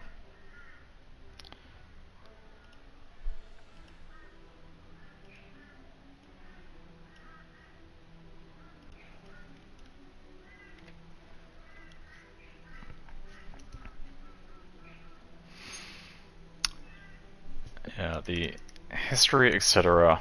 I do have some rough ideas of, but yeah, we're gonna kind of have to wait until the national history is developed before we focus on the school history. Let's see. So, students become first circle wizards upon graduating their first year of schooling. For the most part, throughout the first year of wizard school, well, students learn the basics, fundamentals, and theoretical aspects of wizardly magic. They don't become full-fledged magical practitioners, wizards rather, until their second year onwards. The first level of magic, or the first circle rather, of magic shows one has the capacity to use magic, even if they have yet to receive a proper education on the specialized nature of the respective spell magic schools, or how the natural laws of the world that they hold dominion over work, and how the world can be bended, manipulated, and broken. Cool. Then second year students, lots of generational differences there too. The old guard calls us wood ticks, derogatory. I mean, termite would be better, but still, your generation thinks we are crazy for doing what we do without all the safety protocols they abide. For sure, like, that kind of ties in pretty well with the unionization aspects as well, because like, after like centuries of like slave labor and like kids working in coal mines and like being stuffed up chimneys, for example, like when you kind of learn that children in particular are like more susceptible to like dying, being influenced by these things. There's a reason why there's like a certain age level requirement to be able to start learning and involving yourself in this kind of stuff, both because of the physical aspects of like developmental use as a child, but also like maturity in using magic, for example. And then that also kind of ties more so in what you were referring to with like the rules and regulations is like, oh, you're not allowed to use magic to like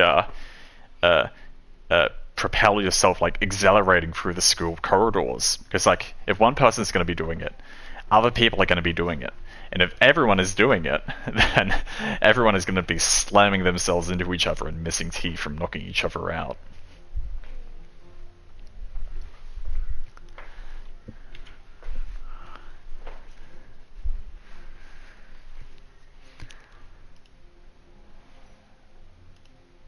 Let's see. So, second circle. Second year students become second circle wizards upon graduating their second year. Second circle wizards are generally shown to have the basic / general capacity of magic, having a somewhat generalized knowledge of their respective magic school domains, knowing the basics of how and what they can do with it. For example, repelling and attracting magnetic objects via magnetism.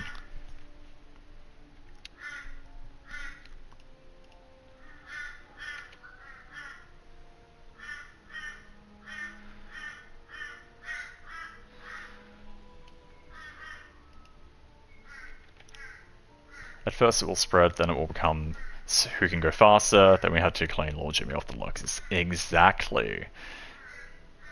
Like, no one loves competition more than use with something to prove. Oh, you want to look good for your girlfriend or your boyfriend over there? You're not going to look very good when all those teeth are missing.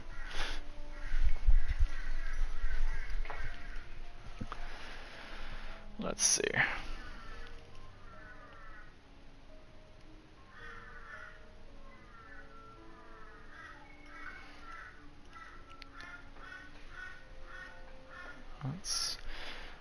Upon graduating from school, third year students are seen as desirable candidates to enter any field of magic society as they deem fit, regardless of whether it's the military, engineering, politics, or performing arts. Cool.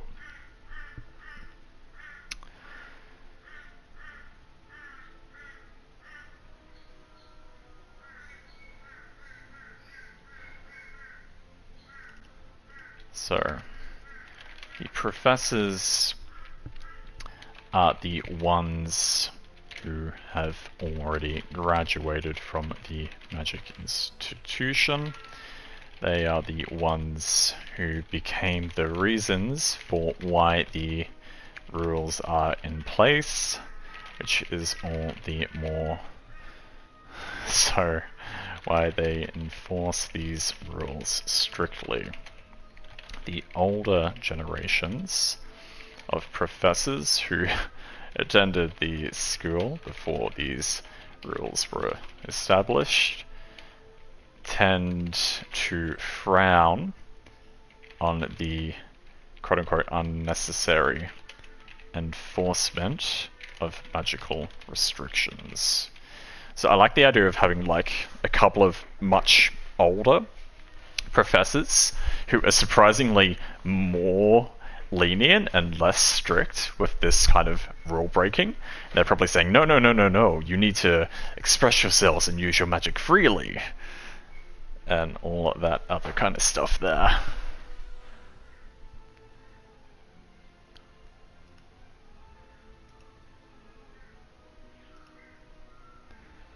Let's see.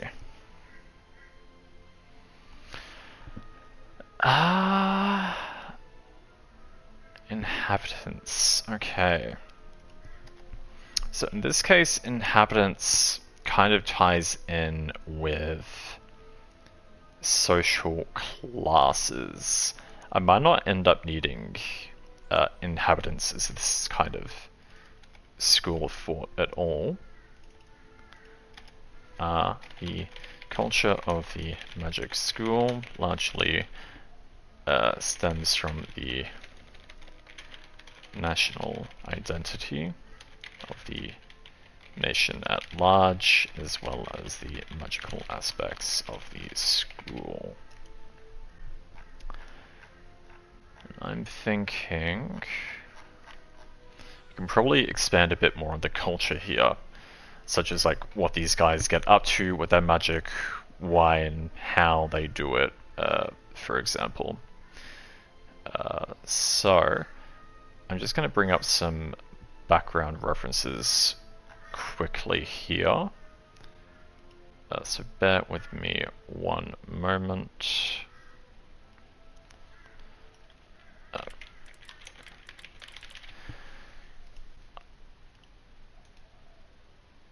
I'm thinking we're probably going to want to have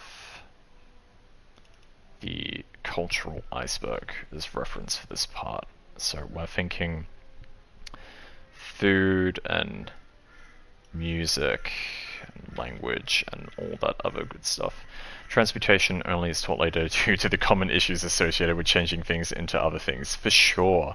Like, for real, with Hogwarts, like, they teach transmutation in like first or second year. It's absolutely crazy, especially since they work with like living animals too, like transforming the mice into goblets. Like, I like to imagine like apparition and the splicing of how like people just like fuse into walls and like start missing arms and shit. Like, surely that would happen with like transmutation or transfiguration magic as well. I do plan on having a alchemical based system somewhere else, which may largely have something to do with transmutation. But I've yet to really think about whether or not I want that to be able to influence living constructs. But those are questions we'll get to when we kind of expand on that system at that time. So let's see. I'm just gonna go ahead and copy this. So,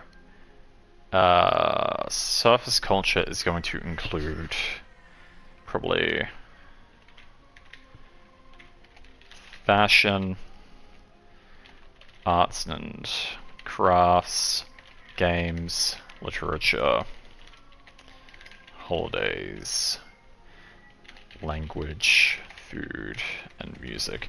So I don't necessarily know if some of these will be separate from national identity.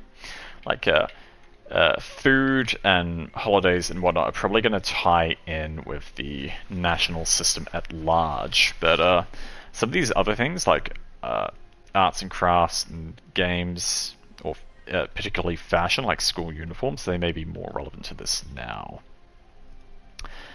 Deep culture, so we have communication styles and rules, so like school rules, notions of approaches to attitude towards concepts of, okay, so concepts of like self, time, past, future, justice. Okay, let me just whack all these in here.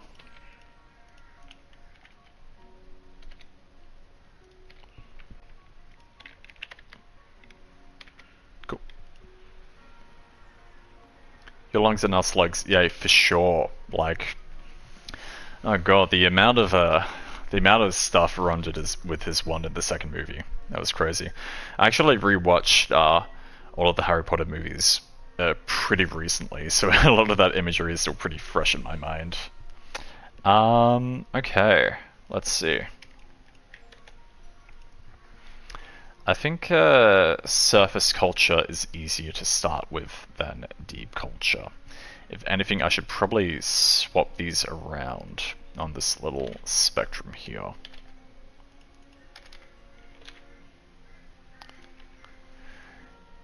And even though I tapped, I don't really know if these all feel lined up properly, which is a little bit annoying, but it is what it is.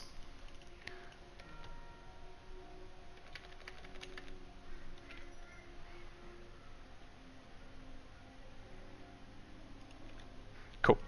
Alright, so fashion is definitely going to be school uniforms.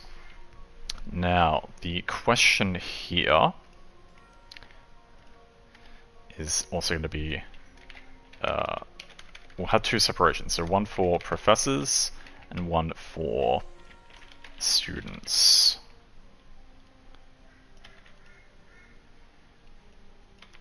Avoid bolding those. The students will have school uniforms for sure. Separation based on School of Magic / year level / discipline, for example, engineering, combat, or arts.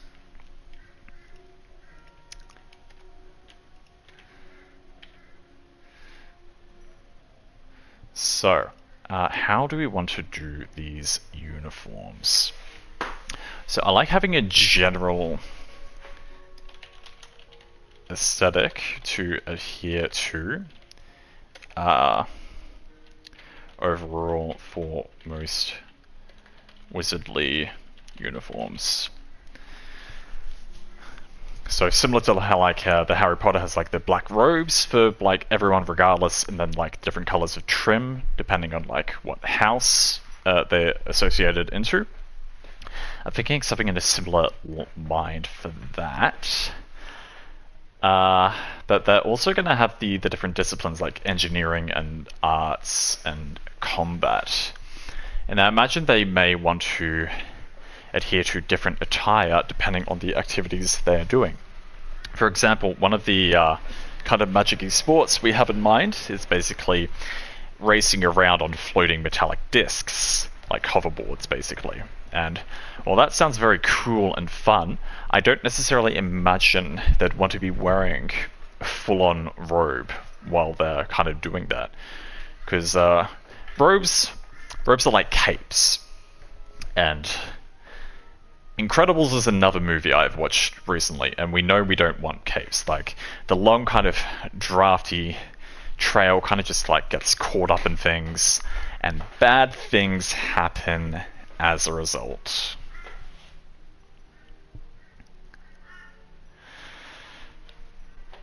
So, what do we want to do about that? So, we'll have some kind of sports uniform,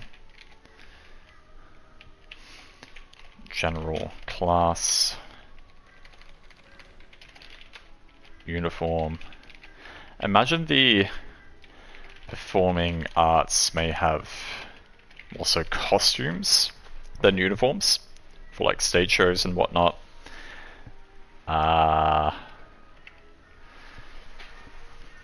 Then we'll also kind of question whether or not we want separate uniforms for combat and engineering. Because with combat and sports both being like very practical things, I imagine they might want to have similar kinds of uniforms. Yes, capes are bad for sure. So I imagine the general class uniform may be the more stereotypical magic uniform. Some kind of robe with colored trim or accessories representing School of Magic. And we'll probably revise this a little at a later stage when we do have an accurate idea of whether or not we want students specializing or rotating between these classes. I don't necessarily want to decide that myself. I want to play test this school setting with actual players and kind of have them give me feedback and determine that for me, basically. But for now, I think this is a general good idea.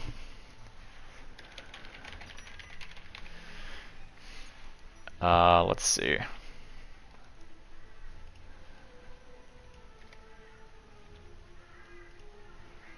Then combat uniform loses the robe, becomes a more formal,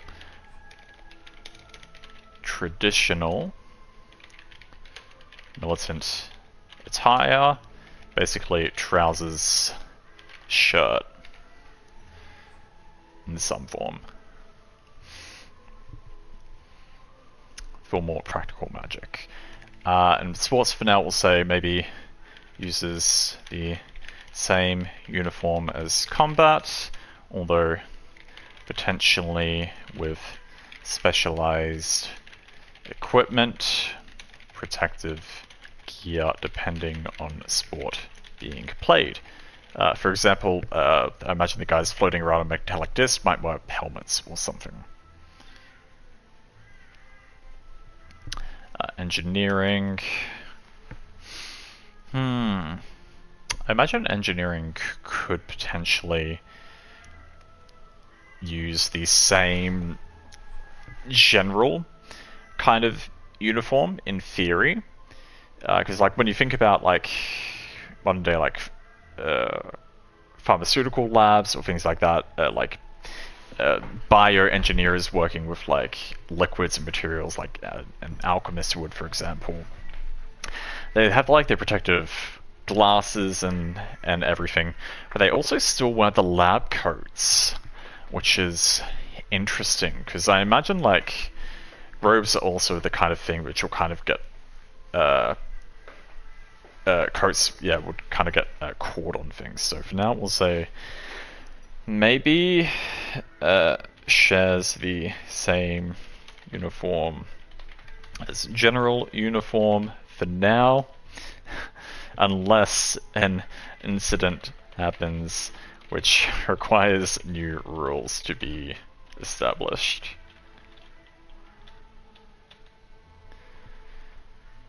No capes, that's it. How you doing, Papa?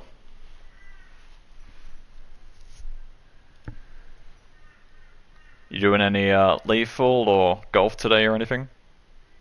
Or are you just here to join and vibe?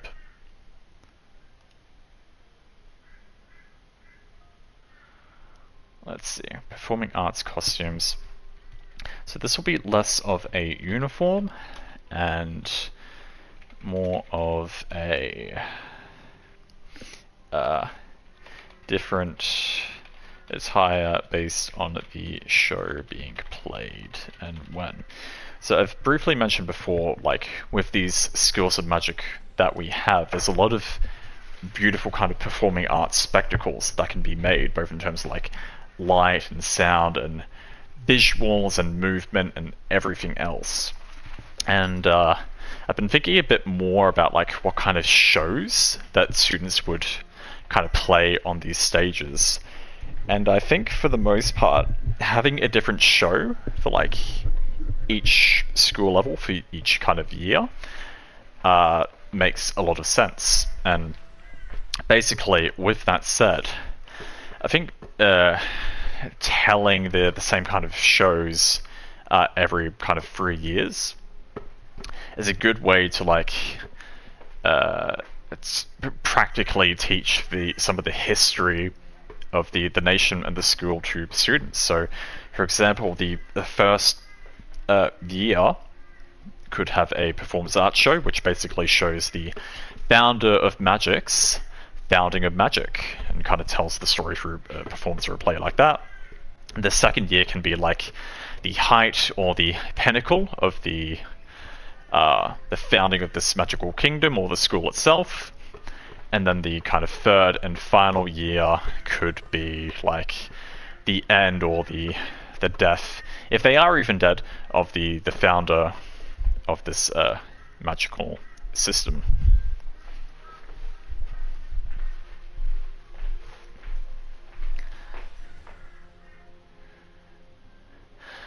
Vibing with the boys. That's it, buddy. Glad to have you here.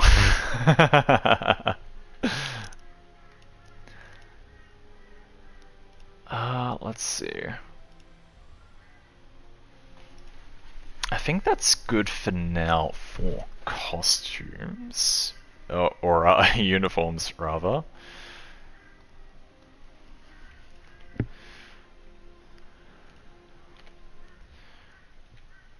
And yeah, we'll kind of review that later as we need to. In the meantime, the professors... I imagine the professors wear suitable nationally recognized attire based on School of Magic circle level. Yeah, maybe wizards have some form of general wizardly attire they wear to denounce circle level. And so we'll definitely have to do an expansion of the 9 circle levels of wizards as well at some stage, and get an idea of like how high the kind of power structure goes, because I'm imagining maybe there's like third level the third level circle wizards are basically the graduating students from this academy. Fourth level fourth circle wizards rather are probably like more practical major wizards who have gone out into the world and got some experience. Fifth level wizards are those who have like had actual merits recognized to them and are qualified as teaching professors. Sixth circle wizards are probably more so like the upper echelon of society. Like these are the movers and shakers who have influence over many of the nation's domains. And also like 7th level is like the top dogs, like the ruler of the nation or whatever, if we treat the nation as having a ruler at all. And I think as a kind of reference point at this stage, I'm not sure if any of you guys have heard or seen of the Book Eating Magician series, but that's a very kind of well done magic world / system that I feel this system in particular may take a lot of inspiration from, especially as to like how they've done their own kind of circle level system. Now I'm thinking the 8th / 9th levels are going to be more like legendary / mythical levels of wizardry. That I think it's like good to say that no kind of living wizard in history is currently at that level, and we'll say maybe the founder of magic, being like the legendary mythological being that they are, was maybe the sole 8th level kind of wizard in history. And they themselves determined the rankings for the circle magic and said, this is where I got to. There is room to go further. If anyone achieves this kind of feat, then they should be recognized as a 9th circle magician. That's how I like to view it at present. Cool, and I'd say in general, the students' uniforms could be influenced by the levels of circle magic system. Hello, who has joined me in VC? Hello, it was me. It's me. Hey buddy, how you doing? Pretty good. Figured I'd pop in here and hear you. Are you streaming live currently? Yeah, can you see me? I thought I was watching you stream, but I think I'm looking at an old one. There's the live one. There it is. Yeah, you go. You got me. Boom. But yeah, no, we've got Yeah, there you are. Cool. we've had some chatters here today and yesterday who have been kind of helping me theory craft and brainstorm some things in chat, which has been nice. Heck yeah. And Absolutely perfect. and yeah, we're kind of back at the wizard school right now where we kind of started. We're kind of just expanding on the world building here more so in terms of the culture and the inner workings of how the school operates on a day-to-day level, if that makes sense. I get you. I get you. So right Staff is now, where doing what? yes. So we kind of just touched on like uniforms and attire just now, and next I'm kind of thinking of expanding a little below. So here, for example, we have like arts and crafts slash games slash sports slash performing arts, which I'm kind of gonna like lump into one general cultural identity together. And as you might remember, we've kind of already determined a couple of sports and performing arts and whatnot, so we'll just say here refer to sports slash performing arts curriculum, in lack of a better word for now. Okay. One of the things I'm gonna have to do is basically consider how literature is going to work within this school. Because while we do have a lot of language-based systems that kind of influence different stuff. Alright, gotta go to the gym with the fam. Cheers. Thanks for coming by, buddy. I hope to see you again sometime soon. But yeah, no, I'm just thinking about how to incorporate literature, because we know there's going to be some like spell kind of circle component that involves like the drawing and pronunciation of spells. So I like to imagine some of the magical textbooks will literally just have like examples of the drawing of different spell circles and recommended drawings and pronunciations for different kind of effects that are intended to be manifested. Okay, yeah. And we'll also have like the literature of history and whatnot outside of that too. So a lot of textbooks depicting the visual drawing slash application of creating magic circles. Includes reference notes on the pronunciation of magic.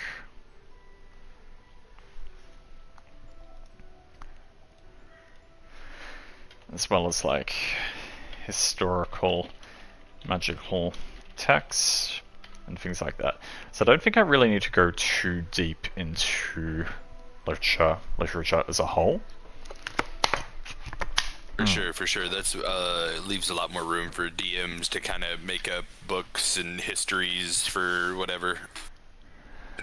I mean, yes, but not only that, but one of the things I'm like considering doing maybe is what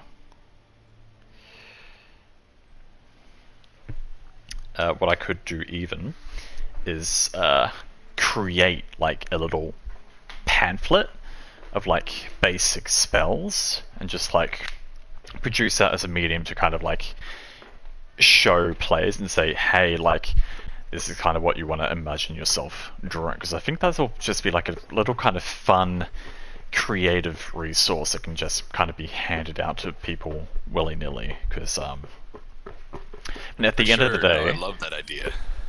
Yeah, it's important to remember that this is more going to be a TTRPG system, which is designed for people to play with, and just giving people like slugs of text-based information is going to be redundant.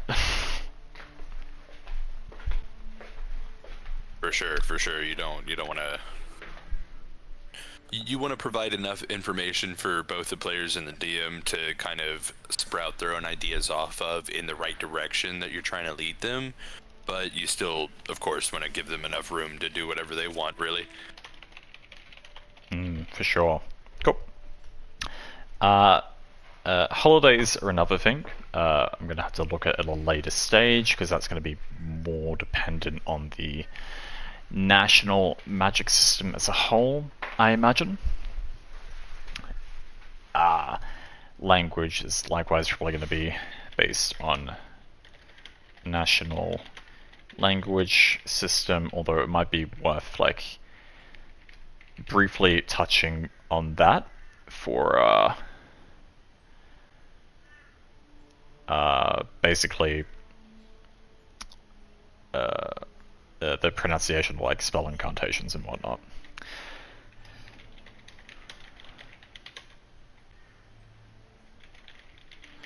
Cool. Food is also going to be like based on the national aspect of things, and music I might also kind of lump in with those other performing arts kind of things we mentioned earlier, especially since one of these schools of magic is basically the creation and manipulation of like sound and the crazy stuff that can kind of happen with that. I can get you. Cool. So that's also all the kind of like surface culture sorted for now, more or less. But deep culture is kind of what's going to come into play next. So that's going to be, let me see. So that's going to be facial expressions, gestures, eye contact, personal whatever. I imagine a lot of this is also going to be based on the national system. With that said, like concepts relating to like societal roles like age and class, well, they may have some unique approaches based on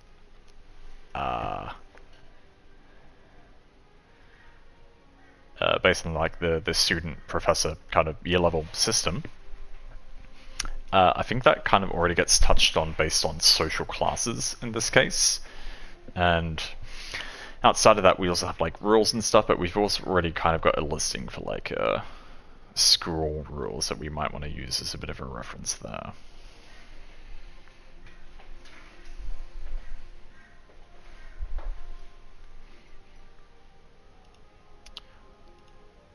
So I think in the meantime, we might be fine without worrying about those for now.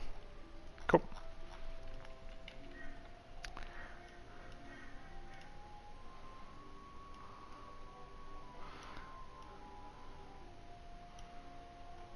Alrighty. In the meantime, the next stuff is more so environmental identity. So what kind of geography or climate and whatnot is the school in? And personally, I really love the changing of the seasons as an indicator for like time and passage, and I love having different, more intense variations of differences between these systems. So I like the idea of it being really cold in the winter and really hot in the summer, and new life sprouting in spring and life kind of fading away in the autumn.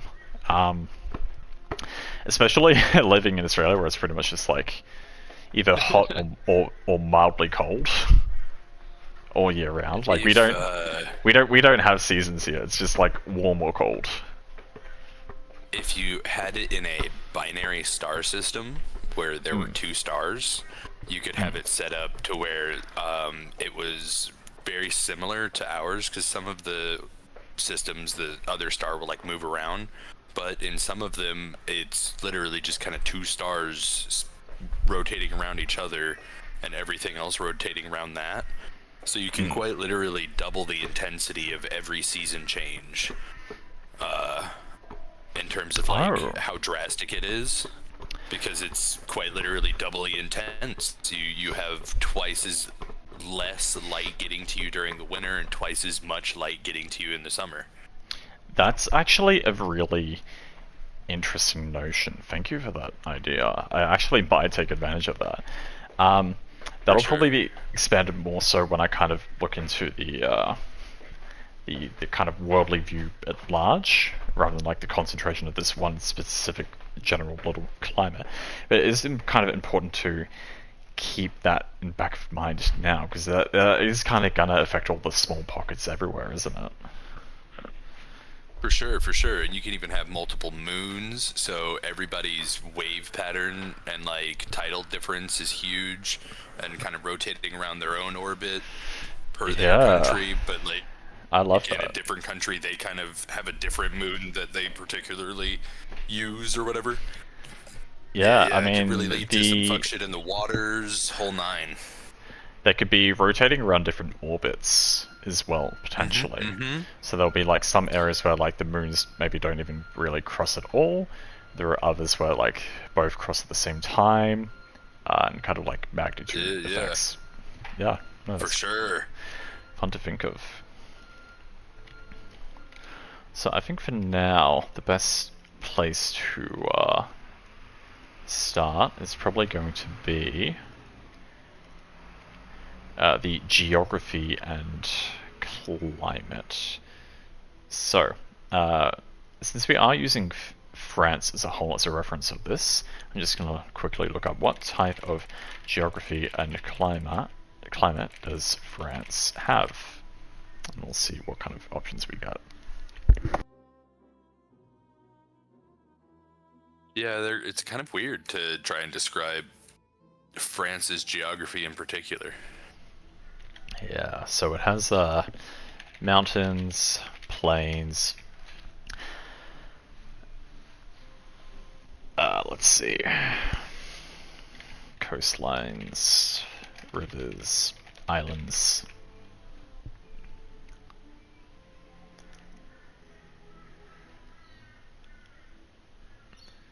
And there's different climates based on like the different points of France. So I'm imagining this to be more so a mountainous, inland, continental climate and area.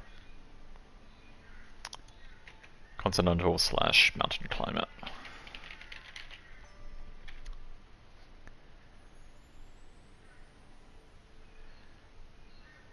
Or even a semi-continental. So what is the difference between semi-continental, continental, and mountainous climates? So I think we're definitely not going to want this anywhere near a coast or an island. Yeah. Probably not near a plain either, but mountains and rivers are probably also going to be the vibe. Maybe a bit forested as well. For sure, kind of tucked in a valley or something. So a continental climate, large temperature variations between summer and winter. That's probably more so what I'm looking at.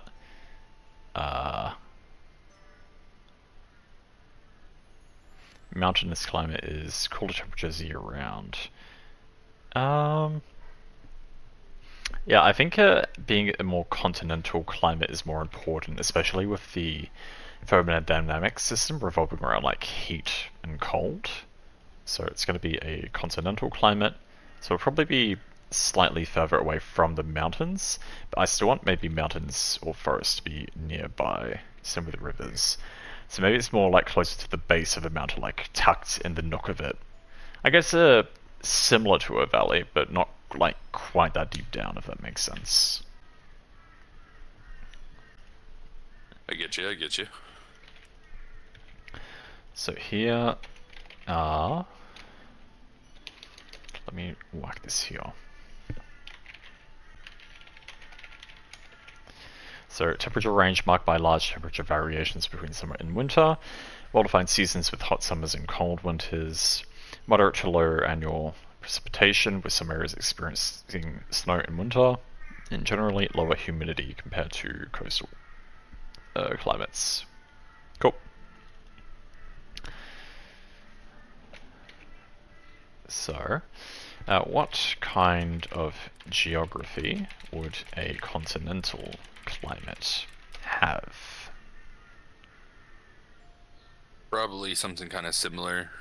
I would even say close to what the US has in terms of a bit of a range, depending on just how far away from water and how particularly dry the climate is. Because like over here in the east, we have hella forests, and like especially as you go north up into Canada, it's super woodsy, lots of hills, lots of mountains. But if you go westward significantly, it gets pretty dry, lots of canyons, but if it's not canyons, it's super fucking flat.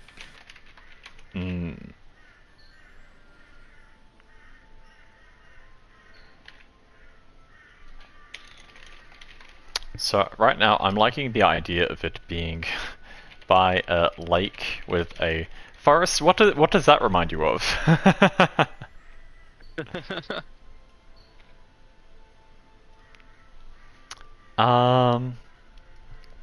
sounds familiar.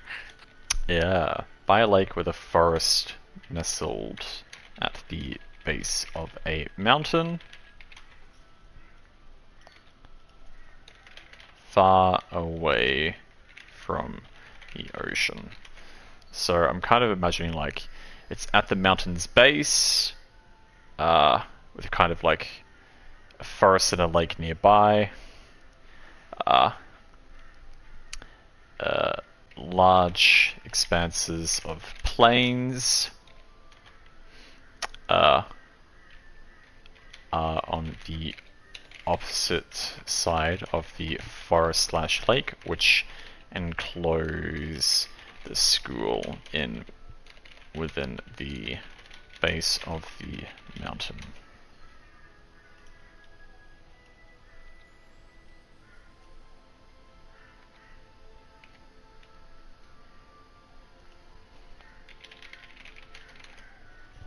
Okay. Now, probably could like expand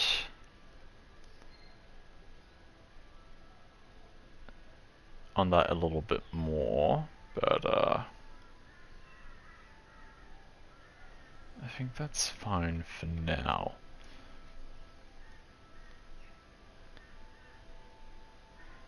Oh, maybe the plains also have like some rolling hills, given that they are by mountains. Cool. So I'm not gonna like fully flesh out like what is where and why and how. Just kind of getting an idea of the general scenery and environment of what kind of might be in this area. For sure. You still kind of want people to be able to like use Asgard and just kind of apply where necessary if they can just work out a good map.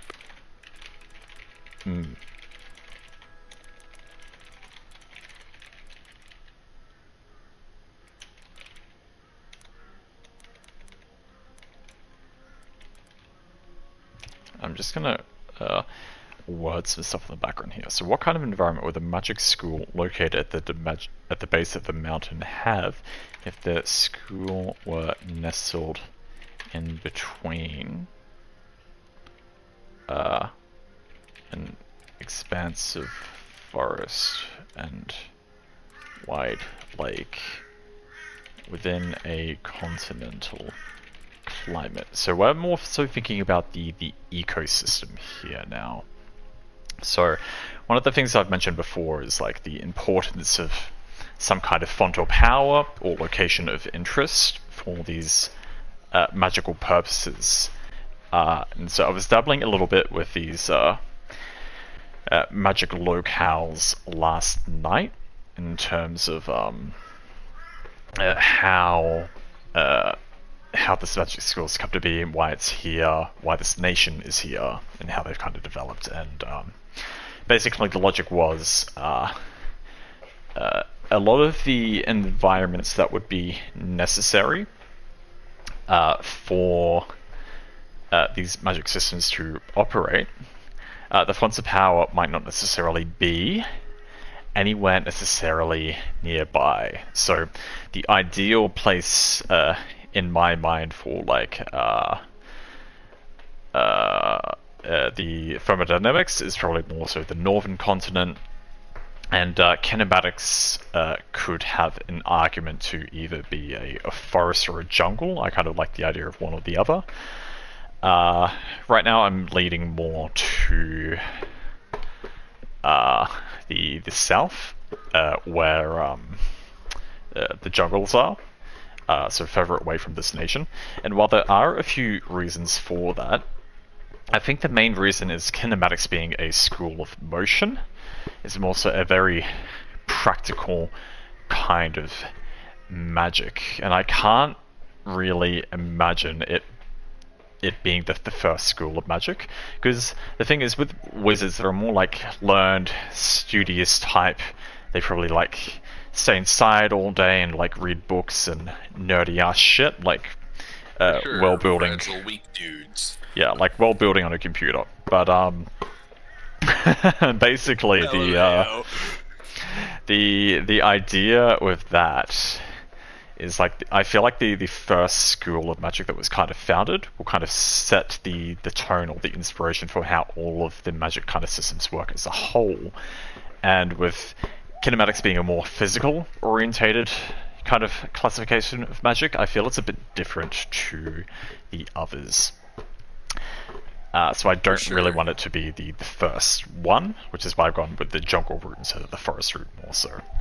I really like it in the jungle because you can like go to the woods, and especially if you're like there for a while and the animals get used to your presence, it'll get like still, like calm. Yeah. But in the jungle, no matter what, however long you're there, it's always going crazy. to be moving. Yeah, Yes. things are going to be doing stuff. There's high vibrational frequencies in the jungle, Yes. if you will. And that is kind of also why I was considering the forest too, because it's not just like the school of movement and force and motion isn't necessarily limited to the implementation of those movements and motions. It's also the cease of those motions as well. So which would be a great for the opposite. Yeah. Yeah, exactly. But I think I am more so leading to the chaos vibe. But yeah, so that leaves me with two options for this being either like light and sound or magnetics. But I think, given that I want this nation to kind of border with the knights, and for basically the founding wizard to have like played a major pivotal role in like defending their borders from like knightly invasions, I think it makes a lot of sense for the magnetic school to be the first school of magic, because not only is it like antithesis. Yes. Because like not only is it like the classic definition of like magic, like someone with a wand like standing further back, like repelling forces coming towards them. It, as you said, it's also the antithesis of how they would operate against knights wearing this like bulky metal arms and armor, if that makes sense. Indeed. And then it very quickly, that actually makes a lot of sense for kind of development of other formats, because of like things like electromagnetism and just magnetic forces in general. You very quickly learn things like the as above, so below. So of course you're going to dive into the light and dark, and then for sure. like making the air molecules move around in specific patterns lends it to being like right into thermodynamics. You know what I mean? For sure. Cool. So with that in mind, having some kind of strong magnetic field. Oh my god, that works on a level like way better than I was even thinking. Because like, Yes. all atoms are electrons, like covered in electrons. So if you can create a negative force in specific directions, you can create cold, heat, electricity, fire, tornadoes. Yes. So, I am not a super sciencey physics nerd, so I don't really know shit. Am. I don't know shit yeah, about no, it how that all still works. But yeah, the idea is more so for the players to basically be able to use these rules to do what they want with them, rather than me determining it for them. Because For sure. I don't need to be the expert. The players need to be the expert. Indubitably. But no, yeah, it no. totally works out. On some stupid nerd shit. But yeah, honestly, we could be getting to the point where it's more sooner than later that I could actually have a feasible playtest scenario for this kind of wizard school to take operation already. Yeah, no, I would, you got a hand for sure. I'm sure Roland would love to try it out. You've got prototype testers on deck ready, you know what I mean? That's it. And I've been thinking more about the streaming and how I want to kind of continue the future of the development of this kind of project. And I love their idea of being able to utilize maybe channel points to have people maybe name some interesting things, rather than me having come up with all the names myself. I could say, hey, I need a name for the professors of this school, or that could even be Yeah. a Patreon tier thing I do, or something, if I kind of want to get people into that. But I'm thinking more so the Patreon vibe. If I kind of flesh that out, will be more so the creation of resources or story, or the presentation of the play system for people to actually get their hands on this and playtest themselves. For sure, I can get behind that. The little $5 thing, and then from there you can get behind all of it, especially once you have a bit more of a tangible thing to present people. Yeah, for sure. Yeah. So I mentioned before, I do kind of want to make my own actual playable software or system as well, but yeah, that's going to be quite a big thing to kind of get into much later on, I would say, because for sure you want to have your system kind of laid out for. It's almost like Baldur's Gate, where they're using D&D as a base for a lot of their system. Yes, but a little better, because you want to one-to-one it. That's a hard thing. A lot of things don't do in most media, whether it be a book to movie or whatever. Nothing really ever just one-to-ones something, and if you can pull that off, that's huge just by itself. Definitely.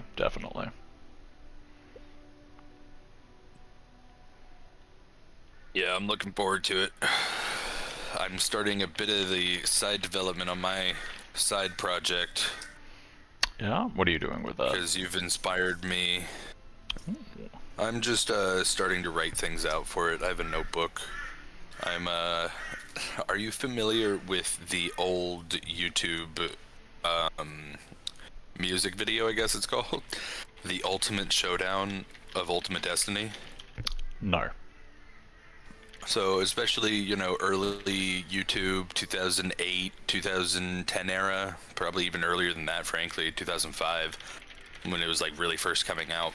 It was this animated little music video that was just a joke about the ultimate showdown of Ultimate Destiny, and a bunch of pop culture references and people fighting. But I had gotten the idea a while ago. What if I could use my sports card of LeBron James and summon him into my D&D campaign, and then use my Magic the Gathering card of the Sword and Feast of Famine and hand him the Sword of Feast and Famine because I own that card? And what if I could pay people with Monopoly money in a TTRPG? You know what I mean? I wanted to add a little more of a tangible element, but not require anybody to have any particular thing. You can literally just kind of go around your house and find something, and like, if you can kind of incorporate it, you can use it, you know? Bro, I would love to have some kind of like physical gold coin as currency. Exactly. That's kind of the gist, is that, like, you know, especially if you actually presented a gold coin to somebody, to the DM, the character in game would freak out and be like, "Oh my God, this is real," and that could be a whole layer to it of people. Some people know about the fact that they're in the game, and some people don't. So it's a very strange little thing, very side thing for sure. But the basic gist was to like incorporate all card games and all TTRPGs and all board games into a rule set that is playable. That sounds pretty crazy. Yep, I was just gonna call it the ultimate showdown of Ultimate Destiny. Ultimate Destiny. Yeah, I mean, it's Everything definitely TTRPG. it's definitely got everything in it. And that was, you know, exactly the point. You pull out your Hulk hands, and now your character in the game has fucking Hulk hands, and you can go with that. It's more intended to be intentionally unbalanced. I'm That was I'm one of my imagining biggest- I'm imagining some kind of like real world scenario. So you know back in the day how there'd be like those like little old games where you'd have like the camera on your DS or your phone or whatever, and you take a picture of something in real life, like a DVD case, that would translate to some kind of like monster or power within the game. Yeah. I'm imagining like that with a combination of like Pokemon Go, really, where you kind of like see the world through this lens, and you kind of see these objects and they kind of represent these things, and that's how you maybe get cards, or like you just like take a selfie of yourself, and if you are LeBron James in real life, then you become LeBron James. You get the LeBron James card in the game. Yeah. Exactly. It's kind of like because one of the DM elements I wanted to do, I think I've gushed about it before, but I wanted to fully TKP everybody, or TPK everybody, just get everybody down, and then have everybody roll stat sheets for themselves in real life, and then use Google Maps as basically the like Roll20 sheet, and have you like plan out how long it would take you to walk to XYZ, and create like fake elements based on where everybody's around. You know, we don't need to give everybody's details away or anything like that, but like a general location, and it takes you 3 days to get to whatever state or wherever province and wherever. And there in TTRPG land is a magical book for you to get transported back to TTRPG land for real, and kind of incorporate like real life elements. Yeah, it's pretty crazy. One of my favorite little games is called Cataclysm: Dark Days Ahead, and it's a zombie apocalypse roguelike game, but you can do like anything, and you can start as like anybody. You can be like a rabbi, a preacher, a hooker, a crackhead, a super cyborged out military dude, a wizard, whatever. Yeah, pretty much anything. You can like start in an evac shelter, and everything is interactable. You can smash the fucking cabinets, you go to the curtains and tear them down, and you can tear the curtains into string and different patches and a stick, and if you have the right tools, you can put it all back together again. And that's something that's like, it's like technically present in a lot of these TTRPGs, is the full player access, but at the same time it's kind of like, it's not as rule laid out as it is in that game. And I don't think it needs to be laid out that much, but I do think a lot more agency should be given to players regarding creative actions with items in their environment. For sure. No, I get you. Sorry about the tirade. What are we talking about now? No, it's fine. It's fine.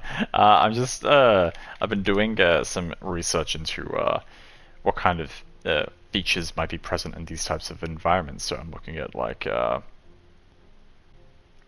magnetic Oh field yeah. influences and like the fauna, the flora, stuff like that. So my good old friend GPT is just doing some research for me, and I'm by no means going to use like any of this as like facts in this fiction. For sure, but it's still kind of, It's helpful. just A it's helping positive use me of AI technology brainstorm. is handy. Exactly. Yes. And I also need to look at what kind of weather system would this type of environment have. Yeah, highly magnetic environment. I'm not 100% Yeah, sure. It could be because like volatile, how but do... because the wizards are cool, you Yeah, know? because like when you think of like the aurora borealis, isn't that technically like a manipulation of magnetic Yeah, fields? Because I'm that is. imagining... That is. That's like light bouncing off of the magnetic field at an angle that we can see, or Yes. something. I'm not So I'm that thinking cool. this environment could basically have like different types of magnetic fields that basically serve as some kind of like natural light show overhead throughout the year. Mm, It kind of like shows off some cool yeah. different things during those times.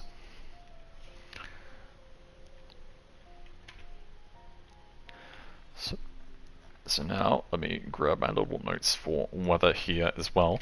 You'll see I've kind of just dumped all this text in, but it's not going to stay that way. I'm kind of going to filter through it and work with it. But it's going to be, I'm going to do that like on screen here more than anything. But what I am going to do quickly is just whack on the oven and start heating it up because I plan on taking a break in maybe about an hour from now. Word, word. And food's gonna need time to cook as well.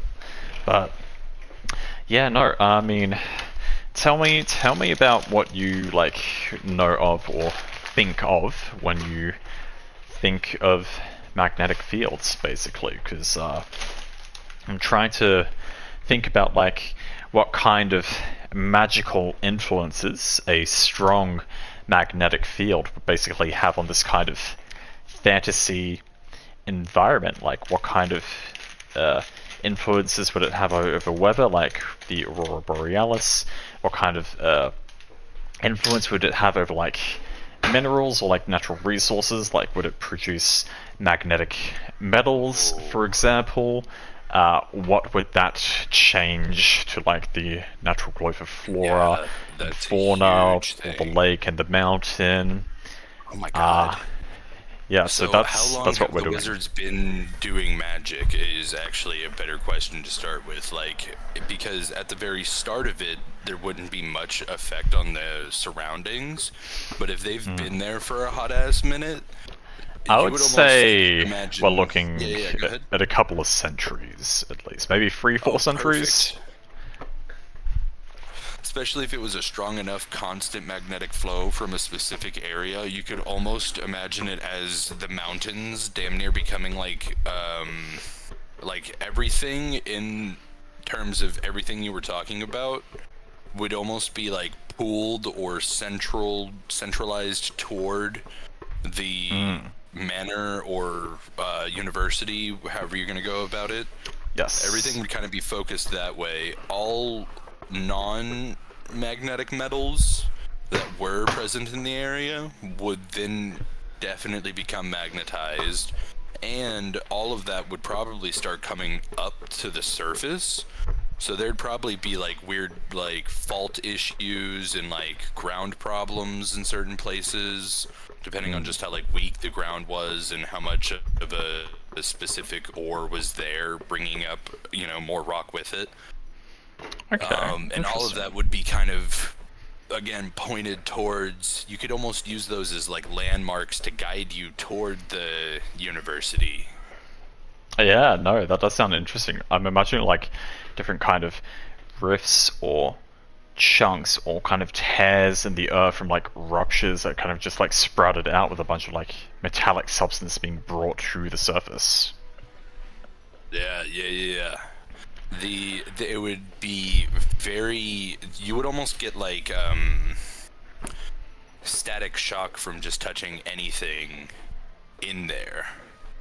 I would think a lot of the smaller plant life would have grown almost fuzzy in order to conduct electricity in certain ways because there's so much electron movement going on in a high magnetized area. Storms would be pretty frequent and bad, lots of lightning, and the lightning would be like you know how they say lightning doesn't strike twice in the same spot? That's actually a lie. It actually meets halfway from the ground to the sky, and it's striking like 1,000 times a second as it does that. This would be that like way worse. You would actually see multiple lightning strikes hitting multiple spots very close to each other simultaneously often.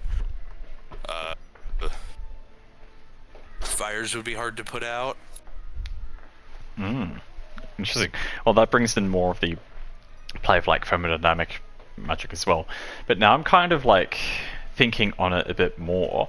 Like, if we do have the establishment of this school in a strong environmental location, such as the magnetic field, would that actually stop the utilization of other magics within that kind of area? So, would you even be able to use thermodynamic magic within this kind of magnetic city, if that makes sense, or this magnetic field? Specifically in the magnetic city, I think it would actually be easier to do that stuff in particular.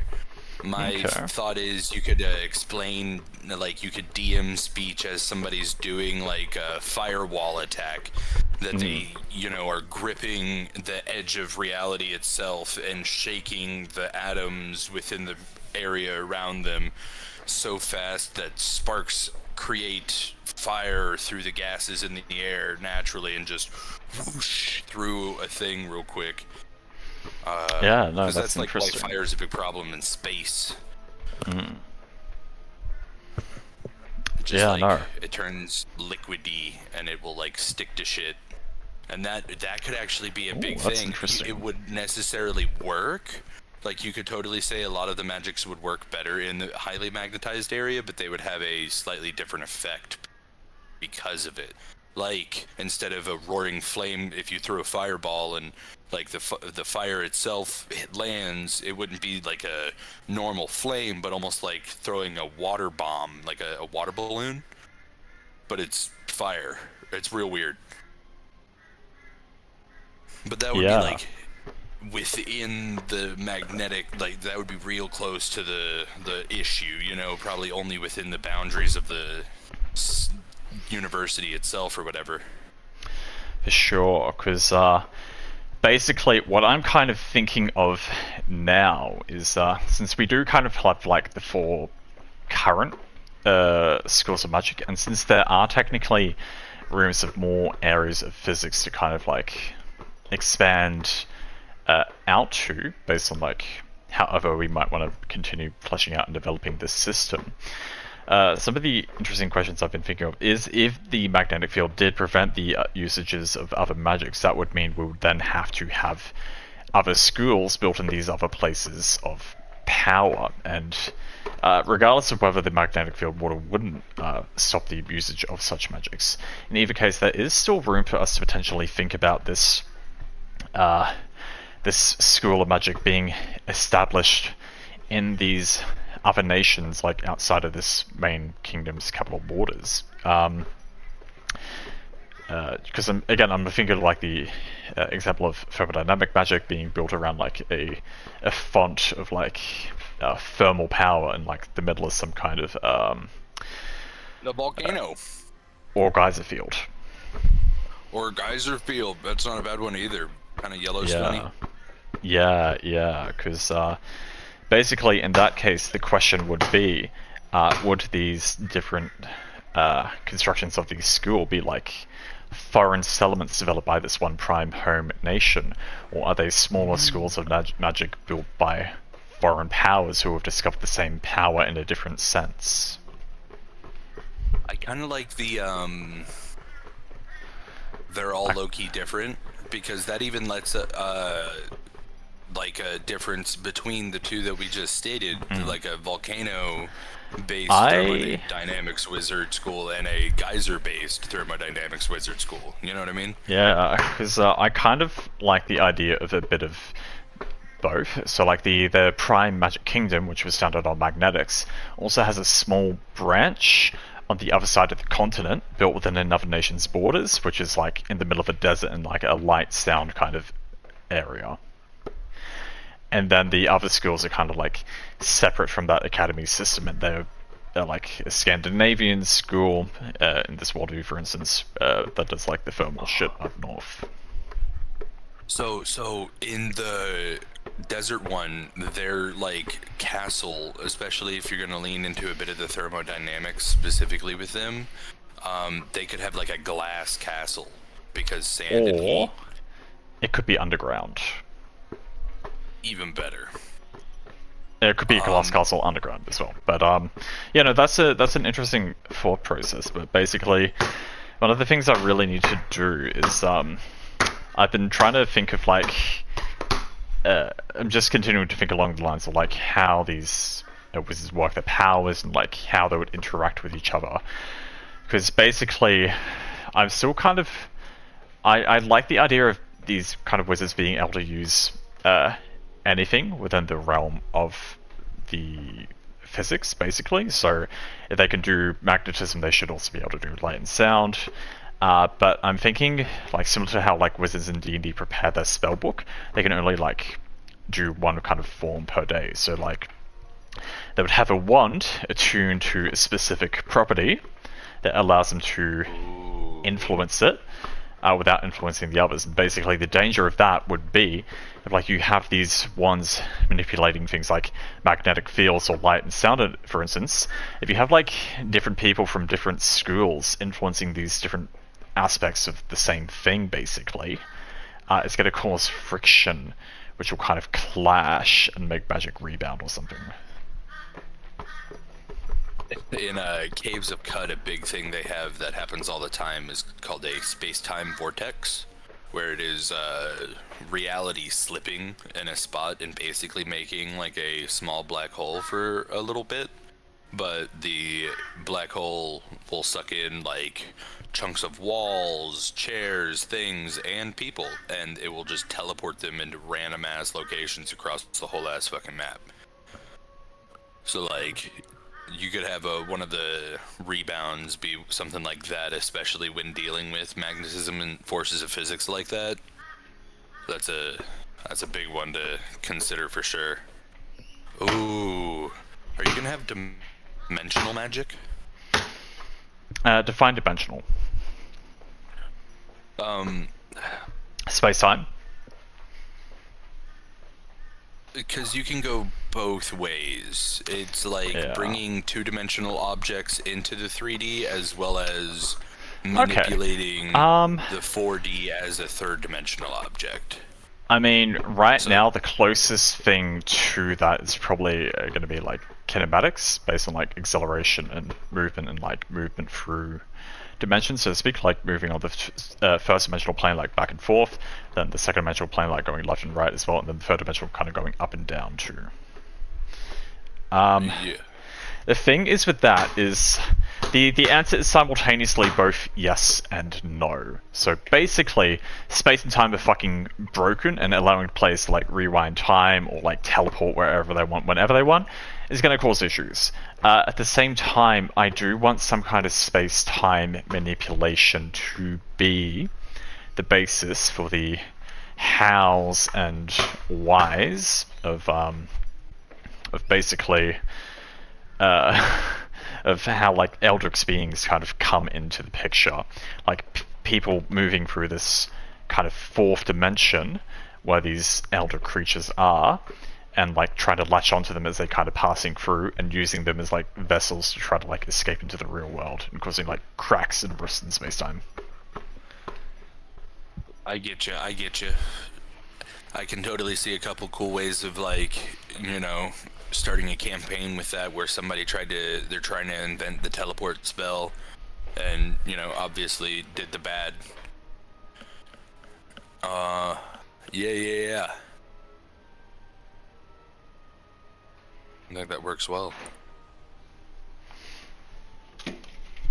Yeah, no. So a lot of fun stuff we can kind of do there with that as well. But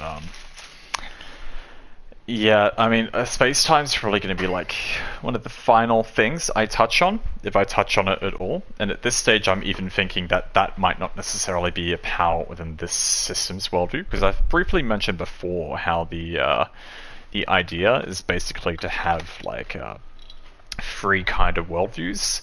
So we've got the high fantasy one, kind of medieval times, which we're working on now, followed by like a future sci-fi tech modern, and then like a super far future, like super techy one. And I'm thinking space time could suit the other ones more than this one.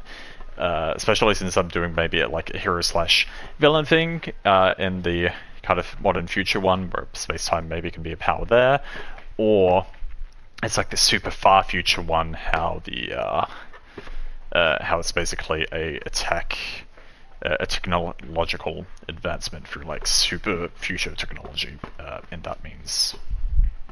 I totally got you. What we can do, especially because I'm a super nerd, and this is kind of what I've wanted to do with a lot of mystical elements, is there, especially during the time and while you're doing them, they're definitely mystical elements, but they're going to be like the precursor to everybody, because it'll be the like in it may not even be the same world for the other ones, but you could kind of include a bit of like the same history. It could even be like technically, but not. Well, right now the thought process is for them to technically be different planets, but to find some way to connect them, essentially. You want to make them like different parallel universes of Earth? Well, one of them is literally just going to be like a future Earth. So the one we're kind of working on now is basically an entirely different world, which just takes inspiration from the ancient world of our times. And then for sure. Yeah, this the kind of modern future one will also be based on like our world and our Earth. And the other one's going to be like, it might not even be a planet, more so like a celestial space empire or some shit. Yeah. Especially going that far, I would love to. I played Elite Dangerous, that has a damn near 1-to-1 scale galaxy recreation in that. I love that shit. So I am definitely big on interstellar travel, especially if we can get like intergalactic with it. That's when you start getting crazy, getting into stuff like Dark Forest theory and stuff like that.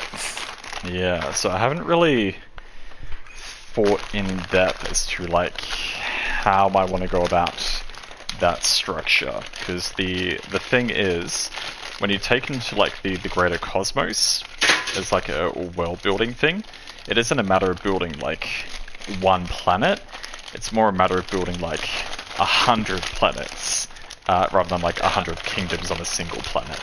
And so while you can do a lot more like crazy shit with planets, it would also have to be similar to this magic system where it's like a more generalized specialization. So you've got like the aquatic planet and it's all about aquatic stuff, and there's like no land or anything else outside of it.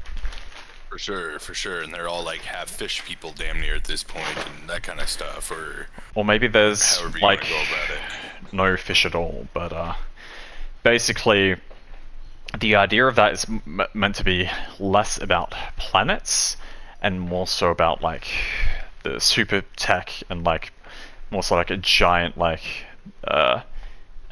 intergalactic kind of space conflicts more so. But yeah, that's probably the last one I'm gonna work on, so I'm not really too worried about fleshing it out for now.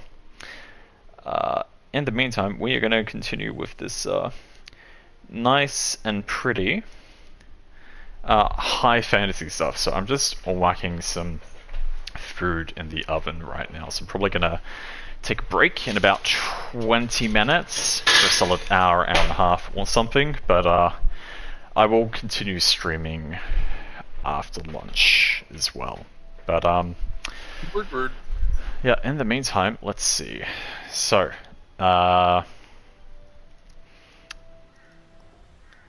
I'll think less about the kind of theoretical concept of how many schools we're going to have where a bit later on. I think for now, where it might be worth starting is just continuing to look at the geography more so. Or like the environment stemming from the geography and the climate. A lot of the animals are going to be weird in weird ways. I think well, that's exactly what I want. If they don't like adapt in terms of like going underground and almost obtaining scales in some way, they will elongate. I know like there's not a lot of iron in the blood, but like hundreds of years of continuous oversaturation of a high magnetic field in a particular direction. But like as a moving creature, they can move around. A lot of the things will just like a doe or a deer will be like stretched. They'll be like 10 feet tall and really skinny. No, that does sound interesting. Especially if there's like active magical use, you could even impart partial intelligence on a lot of the animals and just say due to like sheer magical exposure of randos in the woods testing out their new spells, they incidentally picked up on things, and certain giant ass deer can cast, you know, a frostbite from their antlers, or the rabbits are 5 feet long and cast fucking what's the fast one, Lightfoot or whatever. No, I get you. I am kind of thinking along those vibes because there's a lot of interesting things I kind of want to do with beasts and potentially some kind of like magical humanoid race as well. And basically, mana as a system isn't really something I've gone into yet, but I love the idea of having like magically inclined beasts, which basically has some form of like mana core inside of them, which can be used as like a catalyst for magic, maybe as in terms of like alchemy or something, or I kind of maybe want to use it, or some other kind of magic system for mages or sorcerers. But yeah, no, I love the idea of these beasts or even these like flora basically getting properties based on the environment. So maybe more so the environment than the magic used around it itself. So since there's going to be like the strong magnetic field, I'm imagining like maybe some form of metallic bark on trees, and like things that can either like attract or repel other objects to or from them, as well as things that can't be attracted or repelled at all.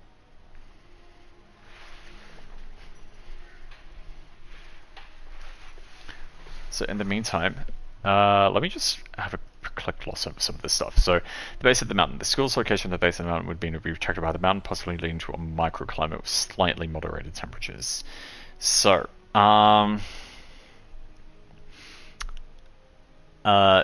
this is kind of leading me back into the thought process of like what kind of magics I want usable here, or whether we're going to end up separating these into different kind of schools around the world more so. So I might revisit this because well, I do like the idea of this particular school being built by the base of a mountain with a strong magnetic field. I think that's also going to lead to like caves and tunnels, and I kind of like associating those with elevated landmasses like mountains as well.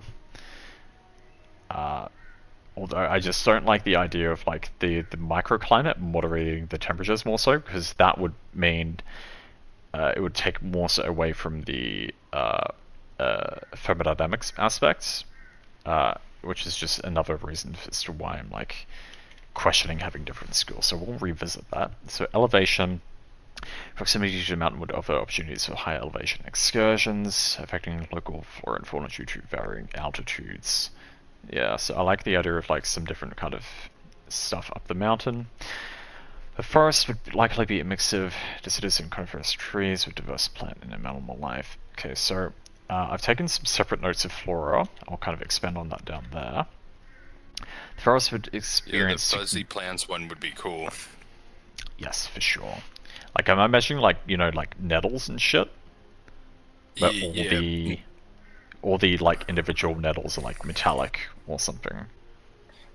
By the time you even get close to them, instead of just like stinging you like stinging nettles would, they literally give you a static shock.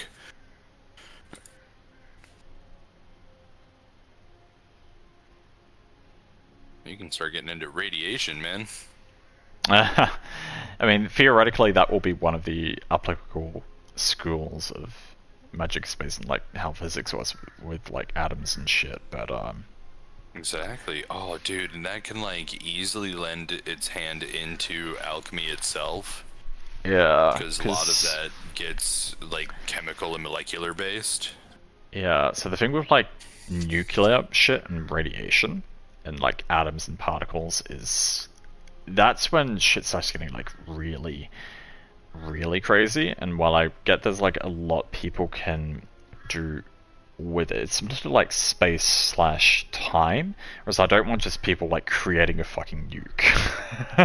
For If sure, that for makes sure. sense. If I can just snap an atom, you know, on the Yeah. tip of your nose, everything in a 3 mile radius is fucked, bare minimum. You know, Yes. that's not fair. Yeah, so that's why there's not really going to be a school magic off the bat, but it gives DMs and players the opportunity to explore their own worldview and pretty much say, hey, this is possible within the system settings. So what we're going to do is basically say, we're going to scoodle-doodle-doo over here, and we're going to find this location we've invented ourselves, which has like very dense or very many like particles and atoms and shit. And we're basically going to say, hey, that's like going to be going on this exploration and the adventure, and as a reward, we like basically discover nuclear magic.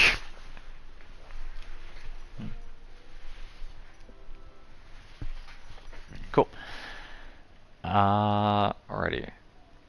So I'm just going to take a separate note here for these seasonal forest changes, because that's going to kind of go in the flora section more so.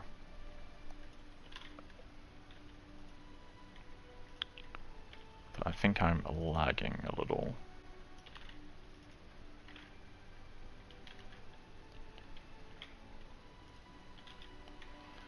It's not wanting to copy paste for me.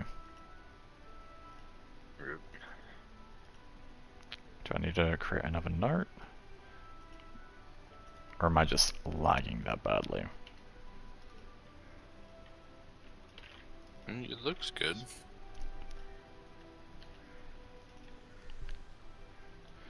Okay, yeah, no, I adjusted my upload rate between streams based on some feedback too, and I think it's improved things as well. Okay, I guess I'll just try to retype this out in that case. If it even lets me type. Yep, there we go. Forest would experience significant seasonal changes with vibrant colors in autumn, trees in winter, budding flora, spring, and lush greenery in summer. And yeah, I just like, again, really like the idea of like the different kind of implications that changes in season will also have on this stuff too. For sure, because like a lot of that rain thunder problem will really only be the biggest issue during like the spring and summer, but during like the winter and fall, it'll be like really dry. Ooh, there could be fire tornadoes. Yeah, no, Especially that would like in the definitely be middle of interesting. snow, that would be real crazy. That Like would in the definitely middle be of in winter. like the thermodynamics area for sure. For sure.